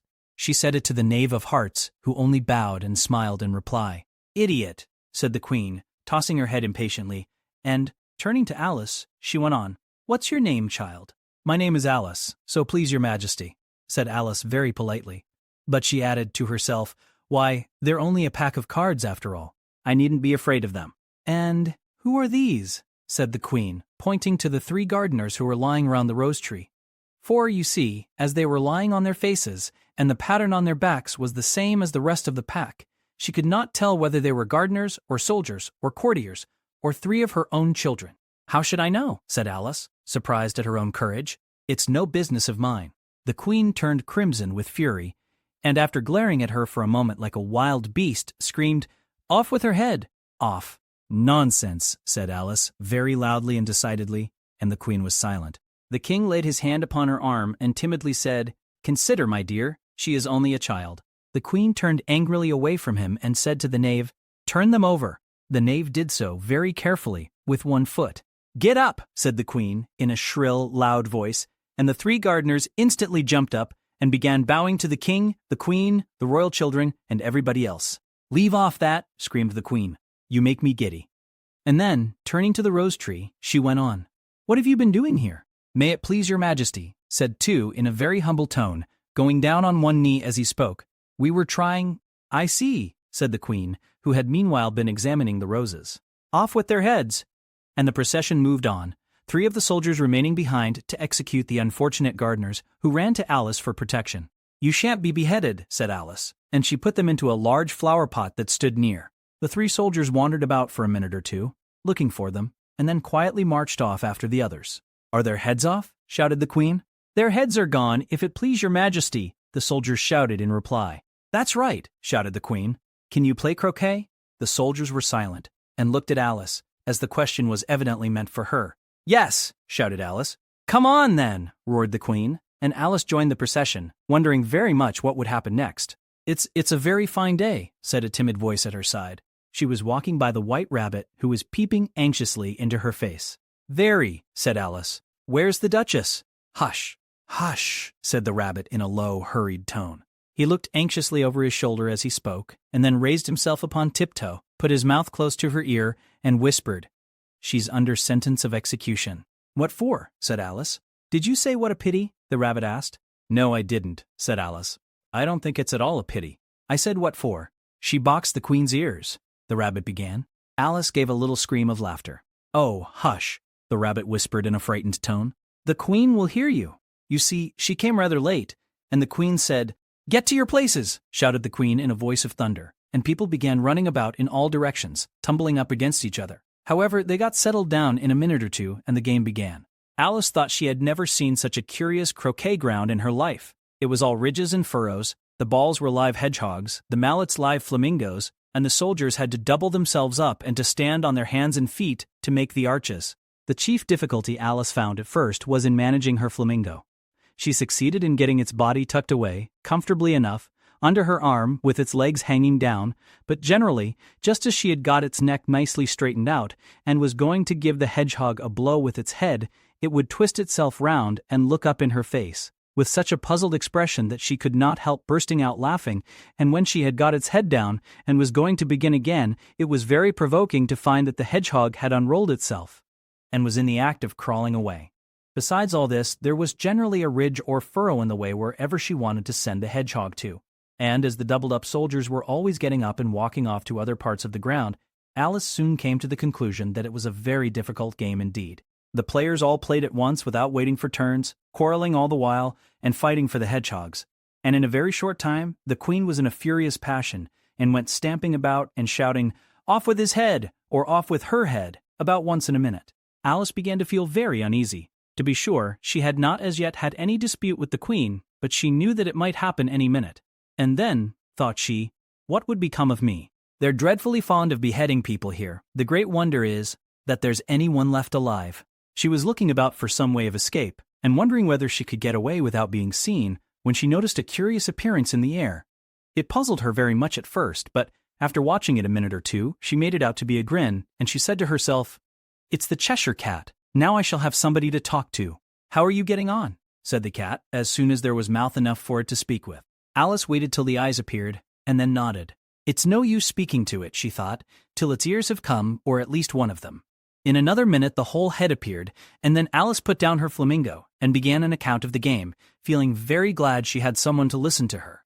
The cat seemed to think that there was enough of it now in sight, and no more of it appeared. "I don't think they play it all fairly," Alice began in rather a complaining tone. "And they all quarrel so dreadfully one can't hear oneself speak, and they don't seem to have any rules in particular. At least, if there are, nobody attends to them, and you've no idea how confusing it is all the things being alive. For instance, there's the arch I've got to go through next walking about at the other end of the ground, and I should have croqueted the Queen's hedgehog just now, only it ran away when it saw mine coming." "How do you like the Queen?" said the cat in a low voice. "Not at all," said Alice. "She's so extremely—" Just then she noticed that the Queen was close behind her, listening. So she went on, "Likely to win, that it's hardly worth while finishing the game." The Queen smiled and passed on. "Who are you talking to?" said the King, going up to Alice and looking at the cat's head with great curiosity. "It's a friend of mine, a Cheshire Cat," said Alice. "Allow me to introduce it." "I don't like the look of it at all," said the King. "However, it may kiss my hand if it likes." "I'd rather not," the cat remarked. "Don't be impertinent," said the King, "and don't look at me like that." He got behind Alice as he spoke. "A cat may look at a king," said Alice. "I've read that in some book, but I don't remember where." "Well, it must be removed," said the King very decidedly. And he called the Queen, who was passing at the moment. "My dear, I wish you would have this cat removed." The Queen had only one way of settling all difficulties, great or small. "Off with his head," she said, without even looking round. "I'll fetch the executioner myself," said the King eagerly, and he hurried off. Alice thought she might as well go back and see how the game was going on, as she heard the Queen's voice in the distance screaming with passion. She had already heard her sentence 3 of the players to be executed for having missed their turns, and she did not like the look of things at all, as the game was in such confusion that she never knew whether it was her turn or not, so she went in search of her hedgehog. The hedgehog was engaged in a fight with another hedgehog, which seemed to Alice an excellent opportunity for croquetting one of them with the other. The only difficulty was that her flamingo was gone across to the other side of the garden, where Alice could see it trying in a helpless sort of way to fly up into a tree. By the time she had caught the flamingo and brought it back, the fight was over, and both the hedgehogs were out of sight. "But it doesn't matter much," thought Alice, "as all the arches are gone from this side of the ground." So she tucked it away under her arm that it might not escape again, and went back for a little more conversation with her friend. When she got back to the Cheshire Cat, she was surprised to find quite a large crowd collected round it. There was a dispute going on between the executioner, the King, and the Queen, who were all talking at once, while all the rest were quite silent and looked very uncomfortable. The moment Alice appeared, she was appealed to by all 3 to settle the question, and they repeated their arguments to her. Though, as they all spoke at once, she found it very hard indeed to make out exactly what they said. The executioner's argument was that you couldn't cut off a head unless there was a body to cut it off from, that he had never had to do such a thing before, and he wasn't going to begin at his time of life. The King's argument was that anything that had a head could be beheaded, and that you weren't to talk nonsense. The Queen's argument was that if something wasn't done about it in less than no time, she'd have everybody executed, all round. It was this last remark that had made the whole party look so grave and anxious. Alice could think of nothing else to say but, "It belongs to the Duchess, you'd better ask her about it." "She's in prison," the Queen said to the executioner. "Fetch her here," and the executioner went off like an arrow. The cat's head began fading away the moment he was gone, and, by the time he had come back with the Duchess, it had entirely disappeared. So the King and the executioner ran wildly up and down looking for it, while the rest of the party went back to the game. Chapter 9. The Mock Turtle's Story. "You can't think how glad I am to see you again, you dear old thing," said the Duchess, as she tucked her arm affectionately into Alice's, and they walked off together. Alice was very glad to find her in such a pleasant temper, and thought to herself that perhaps it was only the pepper that had made her so savage when they met in the kitchen. "When I'm a duchess," she said to herself, not in a very hopeful tone though, "I won't have any pepper in my kitchen at all. Soup does very well without. Maybe it's always pepper that makes people hot-tempered," she went on, very much pleased at having found out a new kind of rule, "and vinegar that makes them sour, and chamomile that makes them bitter, and barley sugar and such things that make children sweet-tempered. I only wish people knew that, then they wouldn't be so stingy about it, you know. She had quite forgotten the Duchess by this time, and was a little startled when she heard her voice close to her ear. You're thinking about something, my dear, and that makes you forget to talk. I can't tell you just now what the moral of that is, but I shall remember it in a bit. Perhaps it hasn't won, Alice ventured to remark. Tut tut, child, said the Duchess. Everything's got a moral, if only you can find it. And she squeezed herself up closer to Alice's side as she spoke. Alice did not much like keeping so close to her. First, because the Duchess was very ugly, and secondly, because she was exactly the right height to rest her chin upon Alice's shoulder, and it was an uncomfortably sharp chin. However, she did not like to be rude, so she bore it as well as she could. The game's going on rather better now, she said, by way of keeping up the conversation a little. 'Tis so, said the Duchess. And the moral of that is, oh, 'tis love that makes the world go round. Somebody said, Alice whispered, that it's done by everybody minding their own business. Ah, well, it means much the same thing, said the Duchess, digging her sharp little chin into Alice's shoulder as she added. And the moral of that is, take care of the sense, and the sounds will take care of themselves. How fond she is of finding morals in things, Alice thought to herself. I dare say you're wondering why I don't put my arm round your waist, the Duchess said after a pause. The reason is that I'm doubtful about the temper of your flamingo. Shall I try the experiment? He might bite, Alice cautiously replied, not feeling at all anxious to have the experiment tried. Very true, said the Duchess. Flamingos and mustard both bite. And the moral of that is, birds of a feather flock together. Only mustard isn't a bird, Alice remarked. Right, as usual, said the Duchess. What a clear way you have of putting things. It's a mineral, I think, said Alice. Of course it is, said the Duchess, who seemed ready to agree to everything that Alice said. There's a large mustard mine near here. And the moral of that is, the more there is of mine, the less there is of yours. Oh, I know, exclaimed Alice, who had not attended to this last remark. It's a vegetable. It doesn't look like one, but it is. I quite agree with you, said the Duchess. And the moral of that is, be what you would seem to be, or if you'd like it put more simply, never imagine yourself not to be otherwise than what it might appear to others that what you were, or might have been, was not otherwise than what you had been would have appeared to them to be otherwise. I think I should understand that better, Alice said very politely, if I had it written down, but I can't quite follow it as you say it. That's nothing to what I could say if I chose, the Duchess replied in a pleased tone. Pray, don't trouble yourself to say it any longer than that, said Alice. Oh, don't talk about trouble, said the Duchess. I make you a present of everything I've said as yet. A cheap sort of present, thought Alice. I'm glad they don't give birthday presents like that. But she did not venture to say it out loud. Thinking again? The Duchess asked, with another dig of her sharp little chin. I've a right to think, said Alice sharply, for she was beginning to feel a little worried. Just about as much right, said the Duchess, as pigs have to fly, and the myth. But here, to Alice's great surprise, the Duchess's voice died away, even in the middle of her favorite word, moral, and the arm that was linked into hers began to tremble. Alice looked up, and there stood the Queen in front of them, with her arms folded, frowning like a thunderstorm. A fine day, Your Majesty, the Duchess began in a low, weak voice. Now I give you fair warning, shouted the Queen, stamping on the ground as she spoke. Either you or your head must be off, and that in about half no time. Take your choice. The Duchess took her choice and was gone in a moment. Let's go on with the game, the Queen said to Alice, and Alice was too much frightened to say a word, but slowly followed her back to the croquet ground. The other guests had taken advantage of the Queen's absence and were resting in the shade.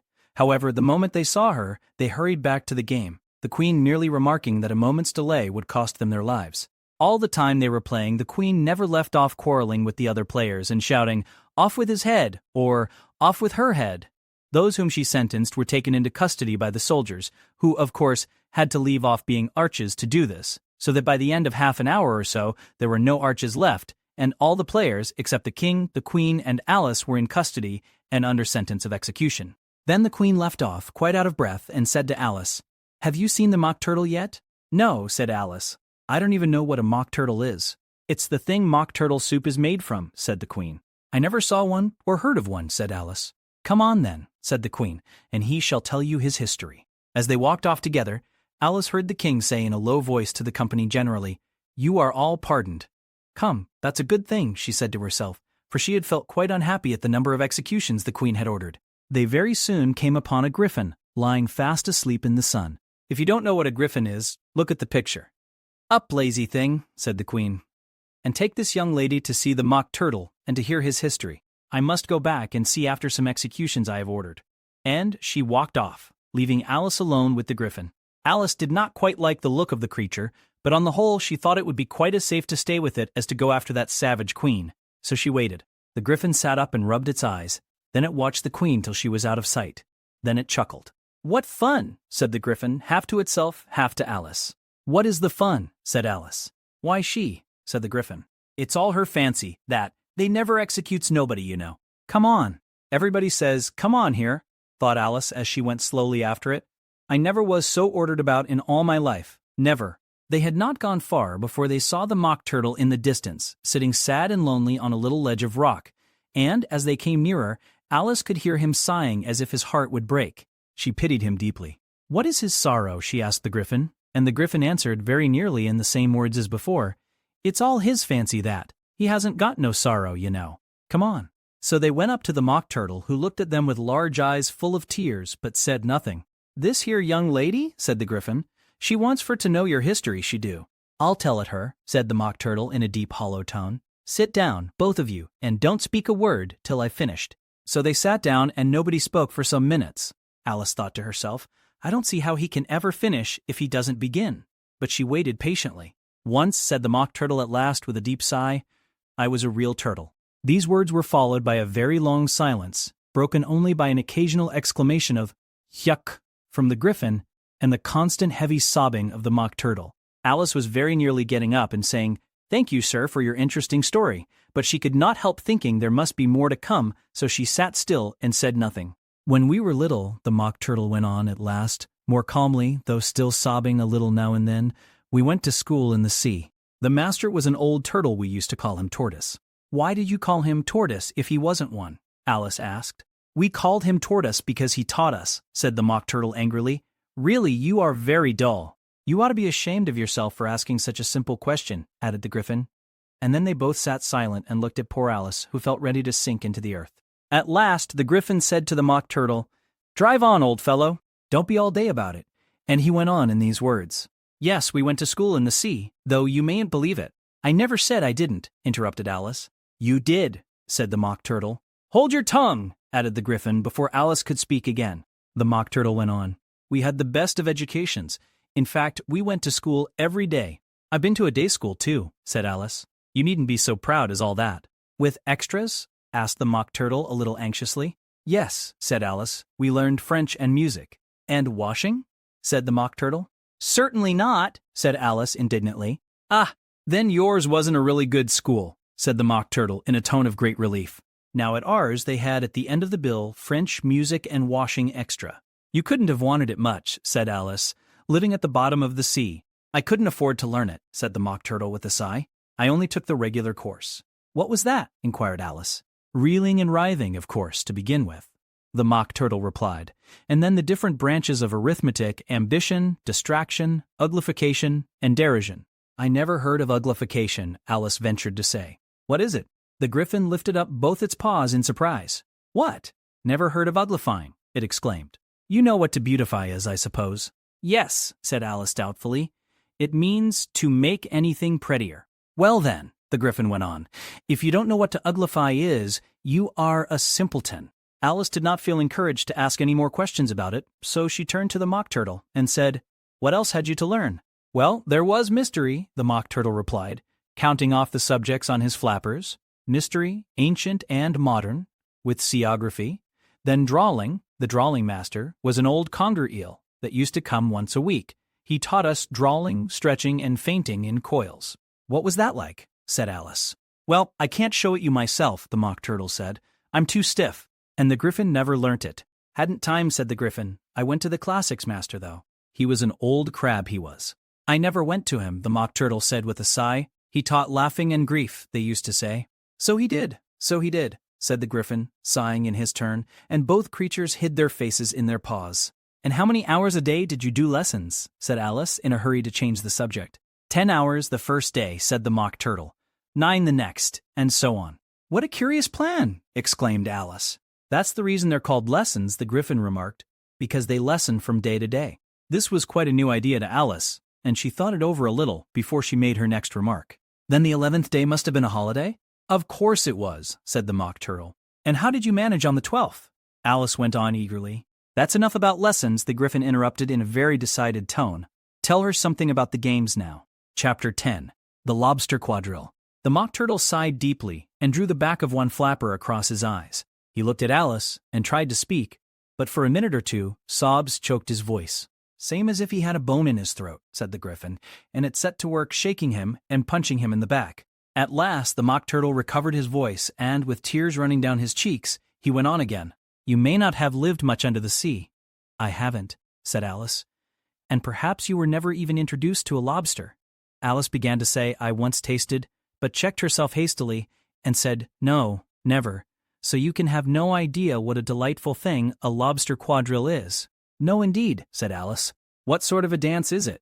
Why, said the Griffin, you first form into a line along the seashore. 2 lines, cried the Mock Turtle. Seals, turtles, salmon, and so on. Then, when you've cleared all the jellyfish out of the way, that generally takes some time, interrupted the Griffin. You advance twice, each with a lobster as a partner, cried the Griffin. Of course, the Mock Turtle said. Advance twice, set to partners. Change lobsters and retire in same order, continued the Griffin. Then, you know, the Mock Turtle went on, you throw the lobsters, shouted the Griffin with a bound into the air, as far out to sea as you can. Swim after them, screamed the Griffin. Turn a somersault in the sea, cried the Mock Turtle, capering wildly about. Change lobsters again, yelled the Griffin at the top of its voice. Back to land again, and that's all the first figure, said the Mock Turtle, suddenly dropping his voice. And the 2 creatures who had been jumping about like mad things all this time sat down again very sadly and quietly and looked at Alice. It must be a very pretty dance, said Alice timidly. Would you like to see a little of it? Said the Mock Turtle. Very much indeed, said Alice. Come, let's try the first figure, said the Mock Turtle to the Griffin. We can do without lobsters, you know. Which shall sing? Oh, you sing, said the Griffin. I've forgotten the words.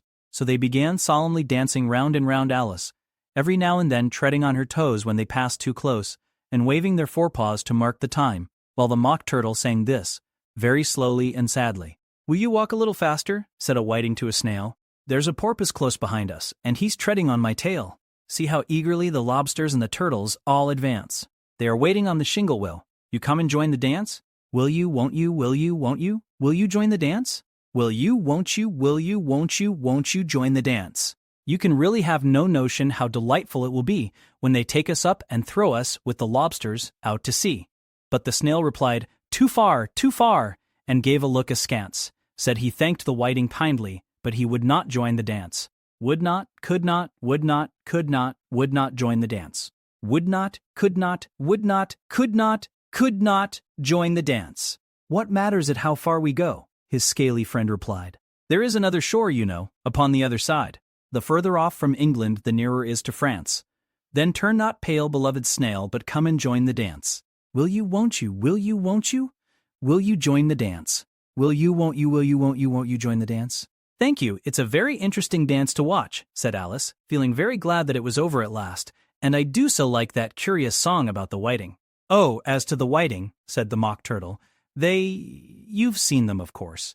Yes, said Alice, I've often seen them at Din. She checked herself hastily. I don't know where Din may be, said the Mock Turtle, but if you've seen them so often, of course you know what they're like. I believe so, Alice replied thoughtfully. They have their tails in their mouths, and they're all over crumbs. You're wrong about the crumbs, said the Mock Turtle. Crumbs would all wash off in the sea. But they have their tails in their mouths, and the reason is— Here the Mock Turtle yawned and shut his eyes. Tell her about the reason and all that, he said to the Griffin. The reason is, said the Griffin, that they would go with the lobsters to the dance. So they got thrown out to sea. So they had to fall a long way. So they got their tails fast in their mouths. So they couldn't get them out again. That's all. Thank you, said Alice. It's very interesting. I never knew so much about a whiting before. I can tell you more than that if you like, said the Griffin. Do you know why it's called a whiting? I never thought about it, said Alice. Why? It does the boots and shoes, the Griffin replied very solemnly. Alice was thoroughly puzzled. Does the boots and shoes? She repeated in a wondering tone. Why, what are your shoes done with? Said the Griffin. I mean, what makes them so shiny? Alice looked down at them and considered a little before she gave her answer. They're done with blacking, I believe. Boots and shoes under the sea, the Griffin went on in a deep voice, are done with a whiting. Now you know. And what are they made of? Alice asked in a tone of great curiosity. Soles and eels, of course, the Griffin replied rather impatiently. Any shrimp could have told you that. If I'd been the whiting, said Alice, whose thoughts were still running on the song, I'd have said to the porpoise, keep back, please. We don't want you with us. They were obliged to have him with them, the mock turtle said. No wise fish would go anywhere without a porpoise. Wouldn't it really? Said Alice in a tone of great surprise. Of course not, said the mock turtle. Why, if a fish came to me and told me he was going a journey, I should say, with what purpose? Don't you mean purpose? Said Alice. I mean what I say, the mock turtle replied in an offended tone. And the Gryphon added, come, let's hear some of your adventures. I could tell you my adventures beginning from this morning, said Alice a little timidly, but it's no use going back to yesterday, because I was a different person then. Explain all that, said the mock turtle. No. The adventures first, said the Gryphon in an impatient tone. Explanations take such a dreadful time. So Alice began telling them her adventures from the time when she first saw the white rabbit. She was a little nervous about it just at first. The two creatures got so close to her, one on each side, and opened their eyes and mouths so very wide, but she gained courage as she went on. Her listeners were perfectly quiet till she got to the part about her repeating, you are old Father William, to the caterpillar, and the words all coming different, and then the mock turtle drew a long breath and said, that's very curious. It's all about as curious as it can be, said the Gryphon. It all came different, the mock turtle repeated thoughtfully.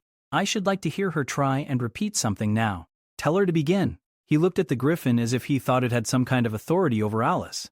Stand up and repeat. 'Tis the voice of the sluggard, said the Gryphon. How the creatures order one about and make one repeat lessons, thought Alice. I might as well be at school at once. However, she got up and began to repeat it, but her head was so full of the lobster quadrille that she hardly knew what she was saying, and the words came very queer indeed. 'Tis the voice of the lobster, I heard him declare. You have baked me too brown, I must sugar my hair.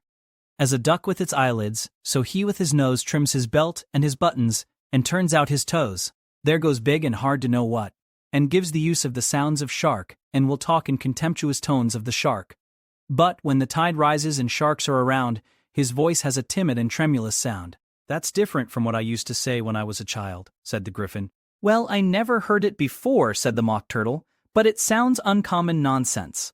Alice said nothing. She had sat down with her face in her hands, wondering if anything would ever happen in a natural way again. I should like to have it explained, said the mock turtle. She can't explain it, said the Gryphon hastily. Go on with the next verse. But about his toes? The mock turtle persisted. How could he turn them out with his nose, you know? It's the first position in dancing, Alice said, but was dreadfully puzzled by the whole thing and longed to change the subject. Go on with the next verse, the Gryphon repeated impatiently. It begins, I passed by his garden. Alice did not dare to disobey, though she felt sure it would all come wrong, and she went on in a trembling voice. I passed by his garden and marked with one eye how the owl and the panther were sharing a pie. When the panther took pie crust and gravy and meat, while the owl had the dish as its share of the treat. When the pie was all finished, the owl, as a boon, was kindly permitted to pocket the spoon, while the panther received knife and fork with a growl and concluded the banquet. What is the use of repeating all that stuff? The mock turtle interrupted, if you don't explain it as you go on. It's by far the most confusing thing I ever heard. Yes, I think you'd better leave off, said the Gryphon, and Alice was only too glad to do so. Shall we try another figure of the lobster quadrille? The Gryphon went on. Or would you like the mock turtle to sing you a song?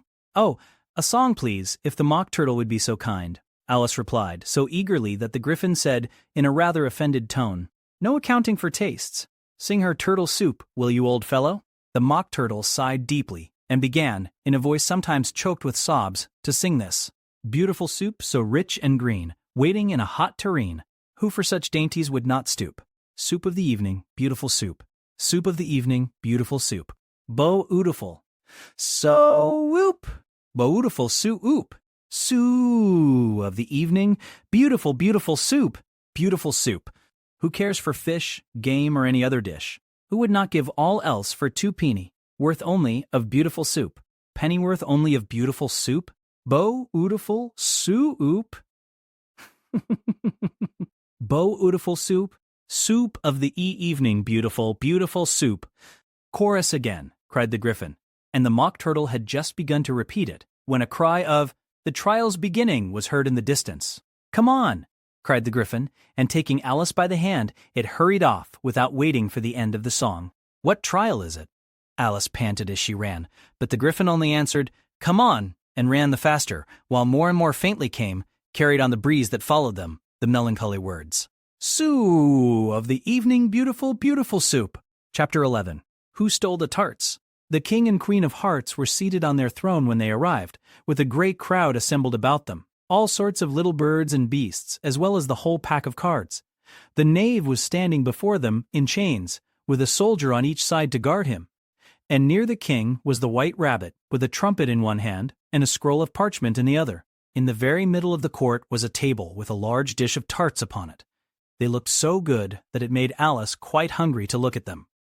I wish they'd get the trial done, she thought, and hand round the refreshments. But there seemed to be no chance of this, so she began looking at everything about her to pass away the time. Alice had never been in a court of justice before, but she had read about them in books, and she was quite pleased to find that she knew the name of nearly everything there. That's the judge, she said to herself, because of his great wig.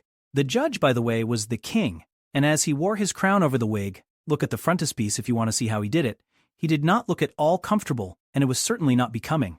And that's the jury box, thought Alice, and those 12 creatures? She was obliged to say creatures, you see, because some of them were animals and some were birds. I suppose they are the jurors. She said this last word 2 or 3 times over to herself, being rather proud of it, for she thought, and rightly too, that very few little girls of her age knew the meaning of it at all. However, jurymen would have done just as well. The 12 jurors were all writing very busily on slates. What are they doing? Alice whispered to the Griffin. They can't have anything to put down yet, before the trial's begun. They're putting down their names, the Griffin whispered in reply, for fear they should forget them before the end of the trial. Stupid things, Alice began in a loud, indignant voice, but she stopped hastily, for the White Rabbit cried out, Silence in the court! And the king put on his spectacles and looked anxiously round to make out who was talking. Alice could see, as well as if she were looking over their shoulders, that all the jurors were writing down stupid things on their slates, and she could even make out that one of them didn't know how to spell stupid, and that he had to ask his neighbor to tell him. A nice muddle their slates'll be in before the trial's over, thought Alice. One of the jurors had a pencil that squeaked. This, of course, Alice could not stand, and she went round the court and got behind him, and very soon found an opportunity of taking it away. She did it so quickly that the poor little juror, it was Bill the Lizard, could not make out at all what had become of it. So, after hunting all about for it, he was obliged to write with one finger for the rest of the day, and this was of very little use, as it left no mark on the slate. Harold, read the accusation, said the king. On this the White Rabbit blew 3 blasts on the trumpet, and then unrolled the parchment scroll, and read as follows. The Queen of Hearts, she made some tarts, all on a summer day. The Knave of Hearts, he stole those tarts, and took them quite away. Consider your verdict, the king said to the jury. Not yet, the rabbit hastily interrupted. There's a great deal to come before that. Call the first witness, said the king, and the White Rabbit blew 3 blasts on the trumpet and called out, First witness. The first witness was the Hatter. He came in with a teacup in one hand and a piece of bread and butter in the other. I beg pardon, your majesty, he began, for bringing these in, but I hadn't quite finished my tea when I was sent for. You ought to have finished, said the king. When did you begin? The Hatter looked at the March Hare, who had followed him into the court, arm in arm with the Dormouse. 14th of March, I think it was, he said. 15th, said the March Hare. 16th, added the Dormouse. Write that down, the king said to the jury, and the jury eagerly wrote down all 3 dates on their slates, and then added them up and reduced the answer to shillings and pence. Take off your hat, the king said to the Hatter. It isn't mine, said the Hatter. Stolen, the king exclaimed, turning to the jury, who instantly made a memorandum of the fact. I keep them to sell, the Hatter added as an explanation. I've none of my own. I'm a Hatter. Here the queen put on her spectacles, and began staring at the Hatter, who turned pale and fidgeted. Give your evidence, said the king. And don't be nervous, or I'll have you executed on the spot. This did not seem to encourage the witness at all. He kept shifting from one foot to the other, looking uneasily at the queen, and in his confusion he bit a large piece out of his teacup instead of the bread and butter. Just at this moment Alice felt a very curious sensation, which puzzled her a good deal until she made out what it was. She was beginning to grow larger again, and she thought at first she would get up and leave the court, but on second thoughts she decided to remain where she was as long as there was room for her. I wish you wouldn't squeeze so, said the Dormouse, who was sitting next to her. I can hardly breathe. I can't help it, said Alice very meekly. I'm growing. You've no right to grow here, said the Dormouse. Don't talk nonsense, said Alice more boldly. You know you're growing too. Yes, but I grow at a reasonable pace, said the Dormouse. not in that ridiculous fashion. And he got up very sulkily and crossed over to the other side of the court. All this time the queen had never left off staring at the Hatter, and just as the Dormouse crossed the court, she said to one of the officers of the court, "Bring me the list of the singers in the last concert," on which the wretched Hatter trembled so that he shook both his shoes off. "Give your evidence," the king repeated angrily, "or I'll have you executed, whether you're nervous or not." "I'm a poor man, your majesty," the Hatter began in a trembling voice, "and I hadn't begun my tea, not above a week or so. And what with the bread and butter getting so thin, and the twinkling of the tea—" "The twinkling of the what?" said the king. "It began with the tea," the Hatter replied. "Of course, twinkling begins with a T," said the king sharply. "Do you take me for a dunce? Go on." "I'm a poor man," the Hatter went on, "and most things twinkled after that, only the March Hare said." "I didn't!" the March Hare interrupted in a great hurry. "You did," said the Hatter. "I deny it," said the March Hare. "He denies it," said the king. "Leave out that part." "Well, at any rate, the Dormouse said," the Hatter went on, looking anxiously round to see if he would deny it too. But the Dormouse denied nothing, being fast asleep. "After that," continued the Hatter, "I cut some more bread and butter." "But what did the Dormouse say?" one of the jury asked. "That I can't remember," said the Hatter. "You must remember," remarked the king, "or I'll have you executed." The miserable Hatter dropped his teacup and bread and butter and went down on one knee. "I'm a poor man, your majesty," he began. "You're a very poor speaker," said the king. Here, one of the guinea pigs cheered, and was immediately suppressed by the officers of the court. As that is rather a hard word, I will just explain to you how it was done. They had a large canvas bag which tied up at the mouth with strings. Into this they slipped the guinea pig head first and then sat upon it. "I'm glad I've seen that done," thought Alice. "I've so often read in the newspapers, at the end of trials, there was some attempts at applause, which was immediately suppressed by the officers of the court, and I never understood what it meant till now. If that's all you know about it, you may stand down," continued the king. "I can't go no lower," said the Hatter. "I'm on the floor as it is." "Then you may sit down," the king replied. Here the other guinea pig cheered and was suppressed. "Come, that finished the guinea pigs," thought Alice.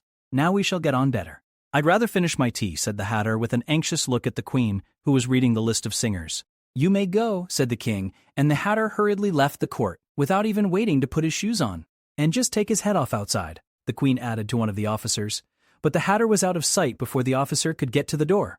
"Call the next witness," said the king.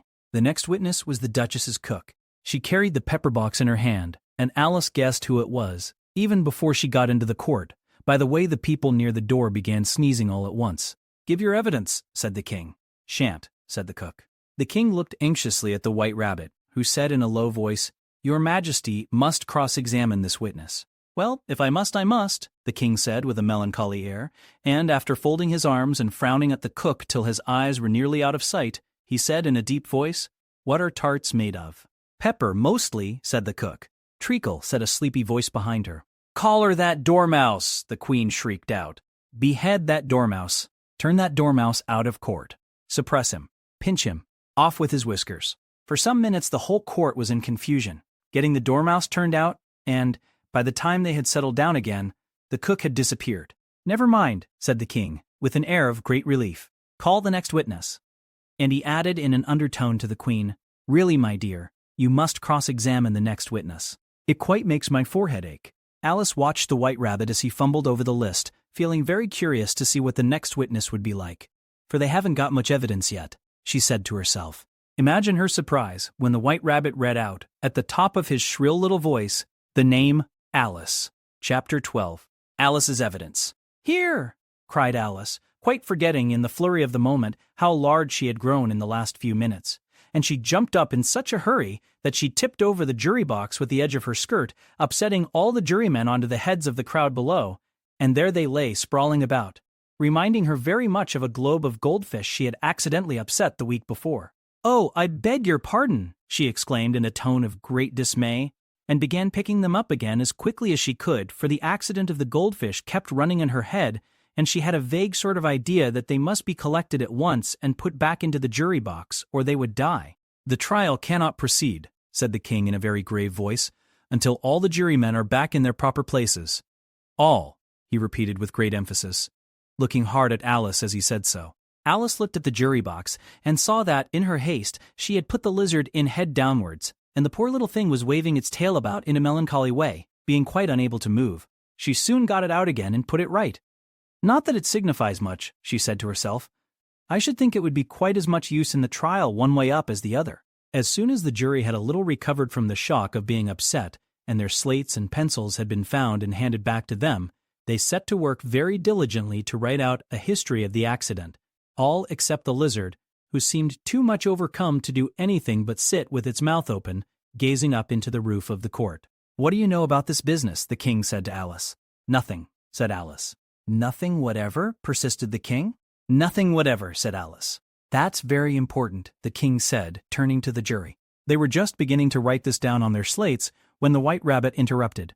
Unimportant, your majesty means of course, he said in a very respectful tone, but frowning and making faces at him as he spoke. Unimportant, of course I meant, the king hastily said, and went on to himself in an undertone. Important, unimportant, unimportant, as if he were trying which word sounded best. Some of the jury wrote it down important, and some unimportant.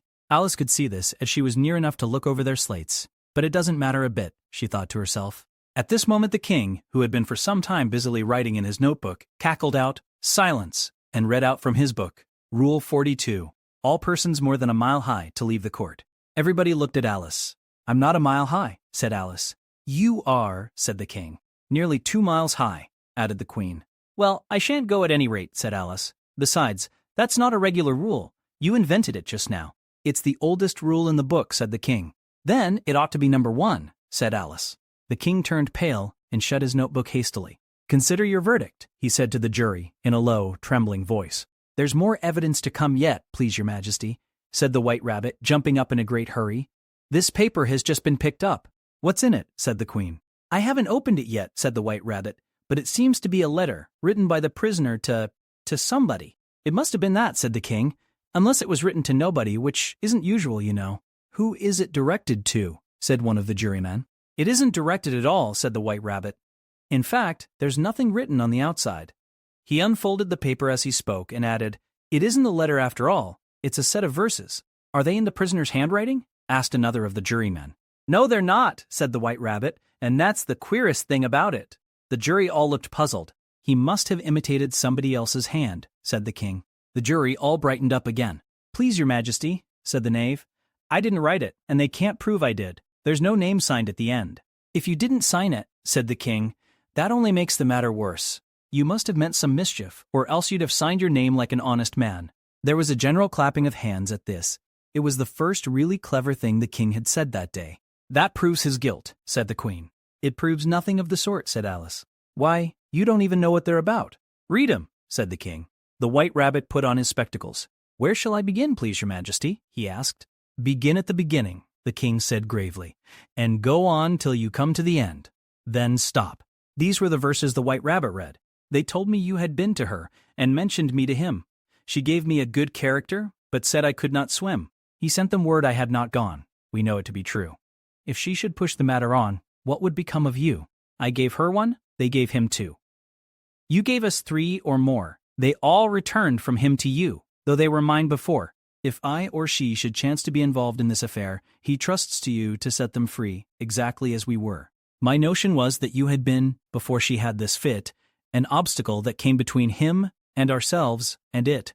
Don't let him know she liked them best, for this must ever be a secret, kept from all the rest, between yourself and me. That's the most important piece of evidence we've heard yet, said the king, rubbing his hands. So now let the jury— If any one of them can explain it, said Alice. She had grown so large in the last few minutes that she wasn't a bit afraid of interrupting him.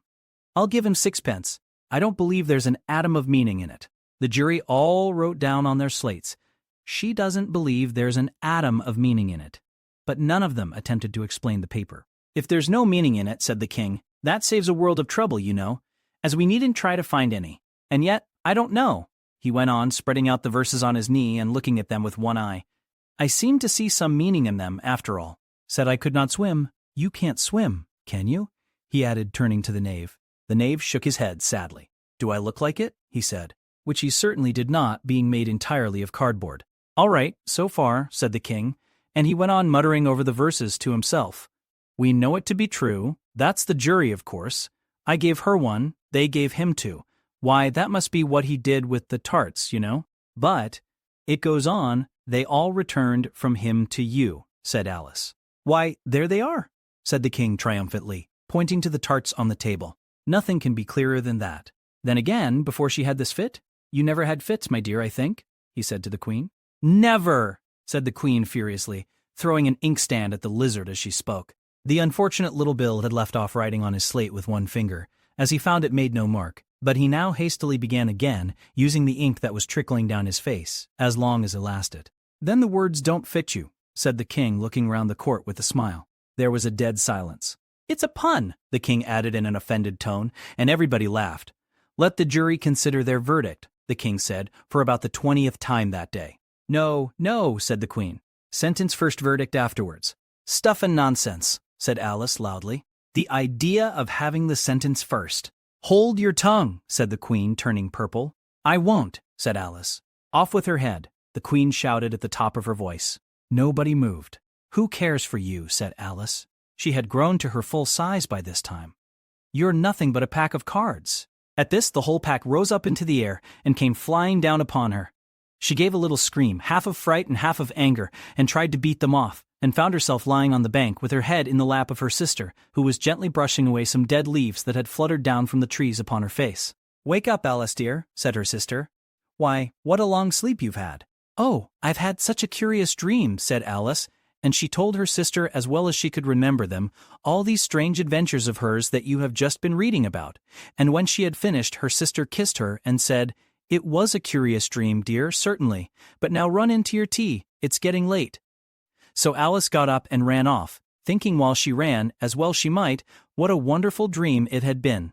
But her sister sat still just as she left her, leaning her head on her hand, watching the setting sun, and thinking of little Alice and all her wonderful adventures, till she too began dreaming after a fashion, and this was her dream. First, she dreamed of little Alice herself, and once again the tiny hands were clasped upon her knee, and the bright, eager eyes were looking up into hers. She could hear the very tones of her voice, and see that queer little toss of her head to keep back the wandering hair that would always get into her eyes. And still as she listened, or seemed to listen, the whole place around her became alive with the strange creatures of her little sister's dream. The long grass rustled at her feet as the white rabbit hurried by. The frightened mouse splashed his way through the neighboring pool. She could hear the rattle of the teacups as the March Hare and his friends shared their never-ending meal, and the shrill voice of the queen ordering off her unfortunate guests to execution. Once more the pig baby was sneezing on the duchess's knee, while plates and dishes crashed around it once more. The shriek of the griffin, the squeaking of the lizard's slate pencil, and the choking of the suppressed guinea pigs filled the air, mixed up with the distant sobs of the miserable mock turtle. So she sat on, with closed eyes, and half believed herself in Wonderland, though she knew she had but to open them again, and all would change to dull reality. The grass would be only rustling in the wind, and the pool rippling to the waving of the reeds. The rattling teacups would change to tinkling sheep bells, and the queen's shrill cries to the voice of the shepherd boy, and the sneeze of the baby, the shriek of the griffin, and all the other queer noises, would change, she knew, to the confused clamor of the busy farmyard, while the lowing of the cattle in the distance would take the place of the mock turtle's heavy sobs. Lastly, she pictured to herself how this same little sister of hers would, in the aftertime, be herself a grown woman, and how she would keep, through all her riper years, the simple and loving heart of her childhood, and how she would gather about her other little children, and make their eyes bright and eager with many a strange tale, perhaps even with the dream of Wonderland of long ago, and how she would feel with all their simple sorrows, and find a pleasure in all their simple joys, remembering her own child life, and the happy summer days. The end.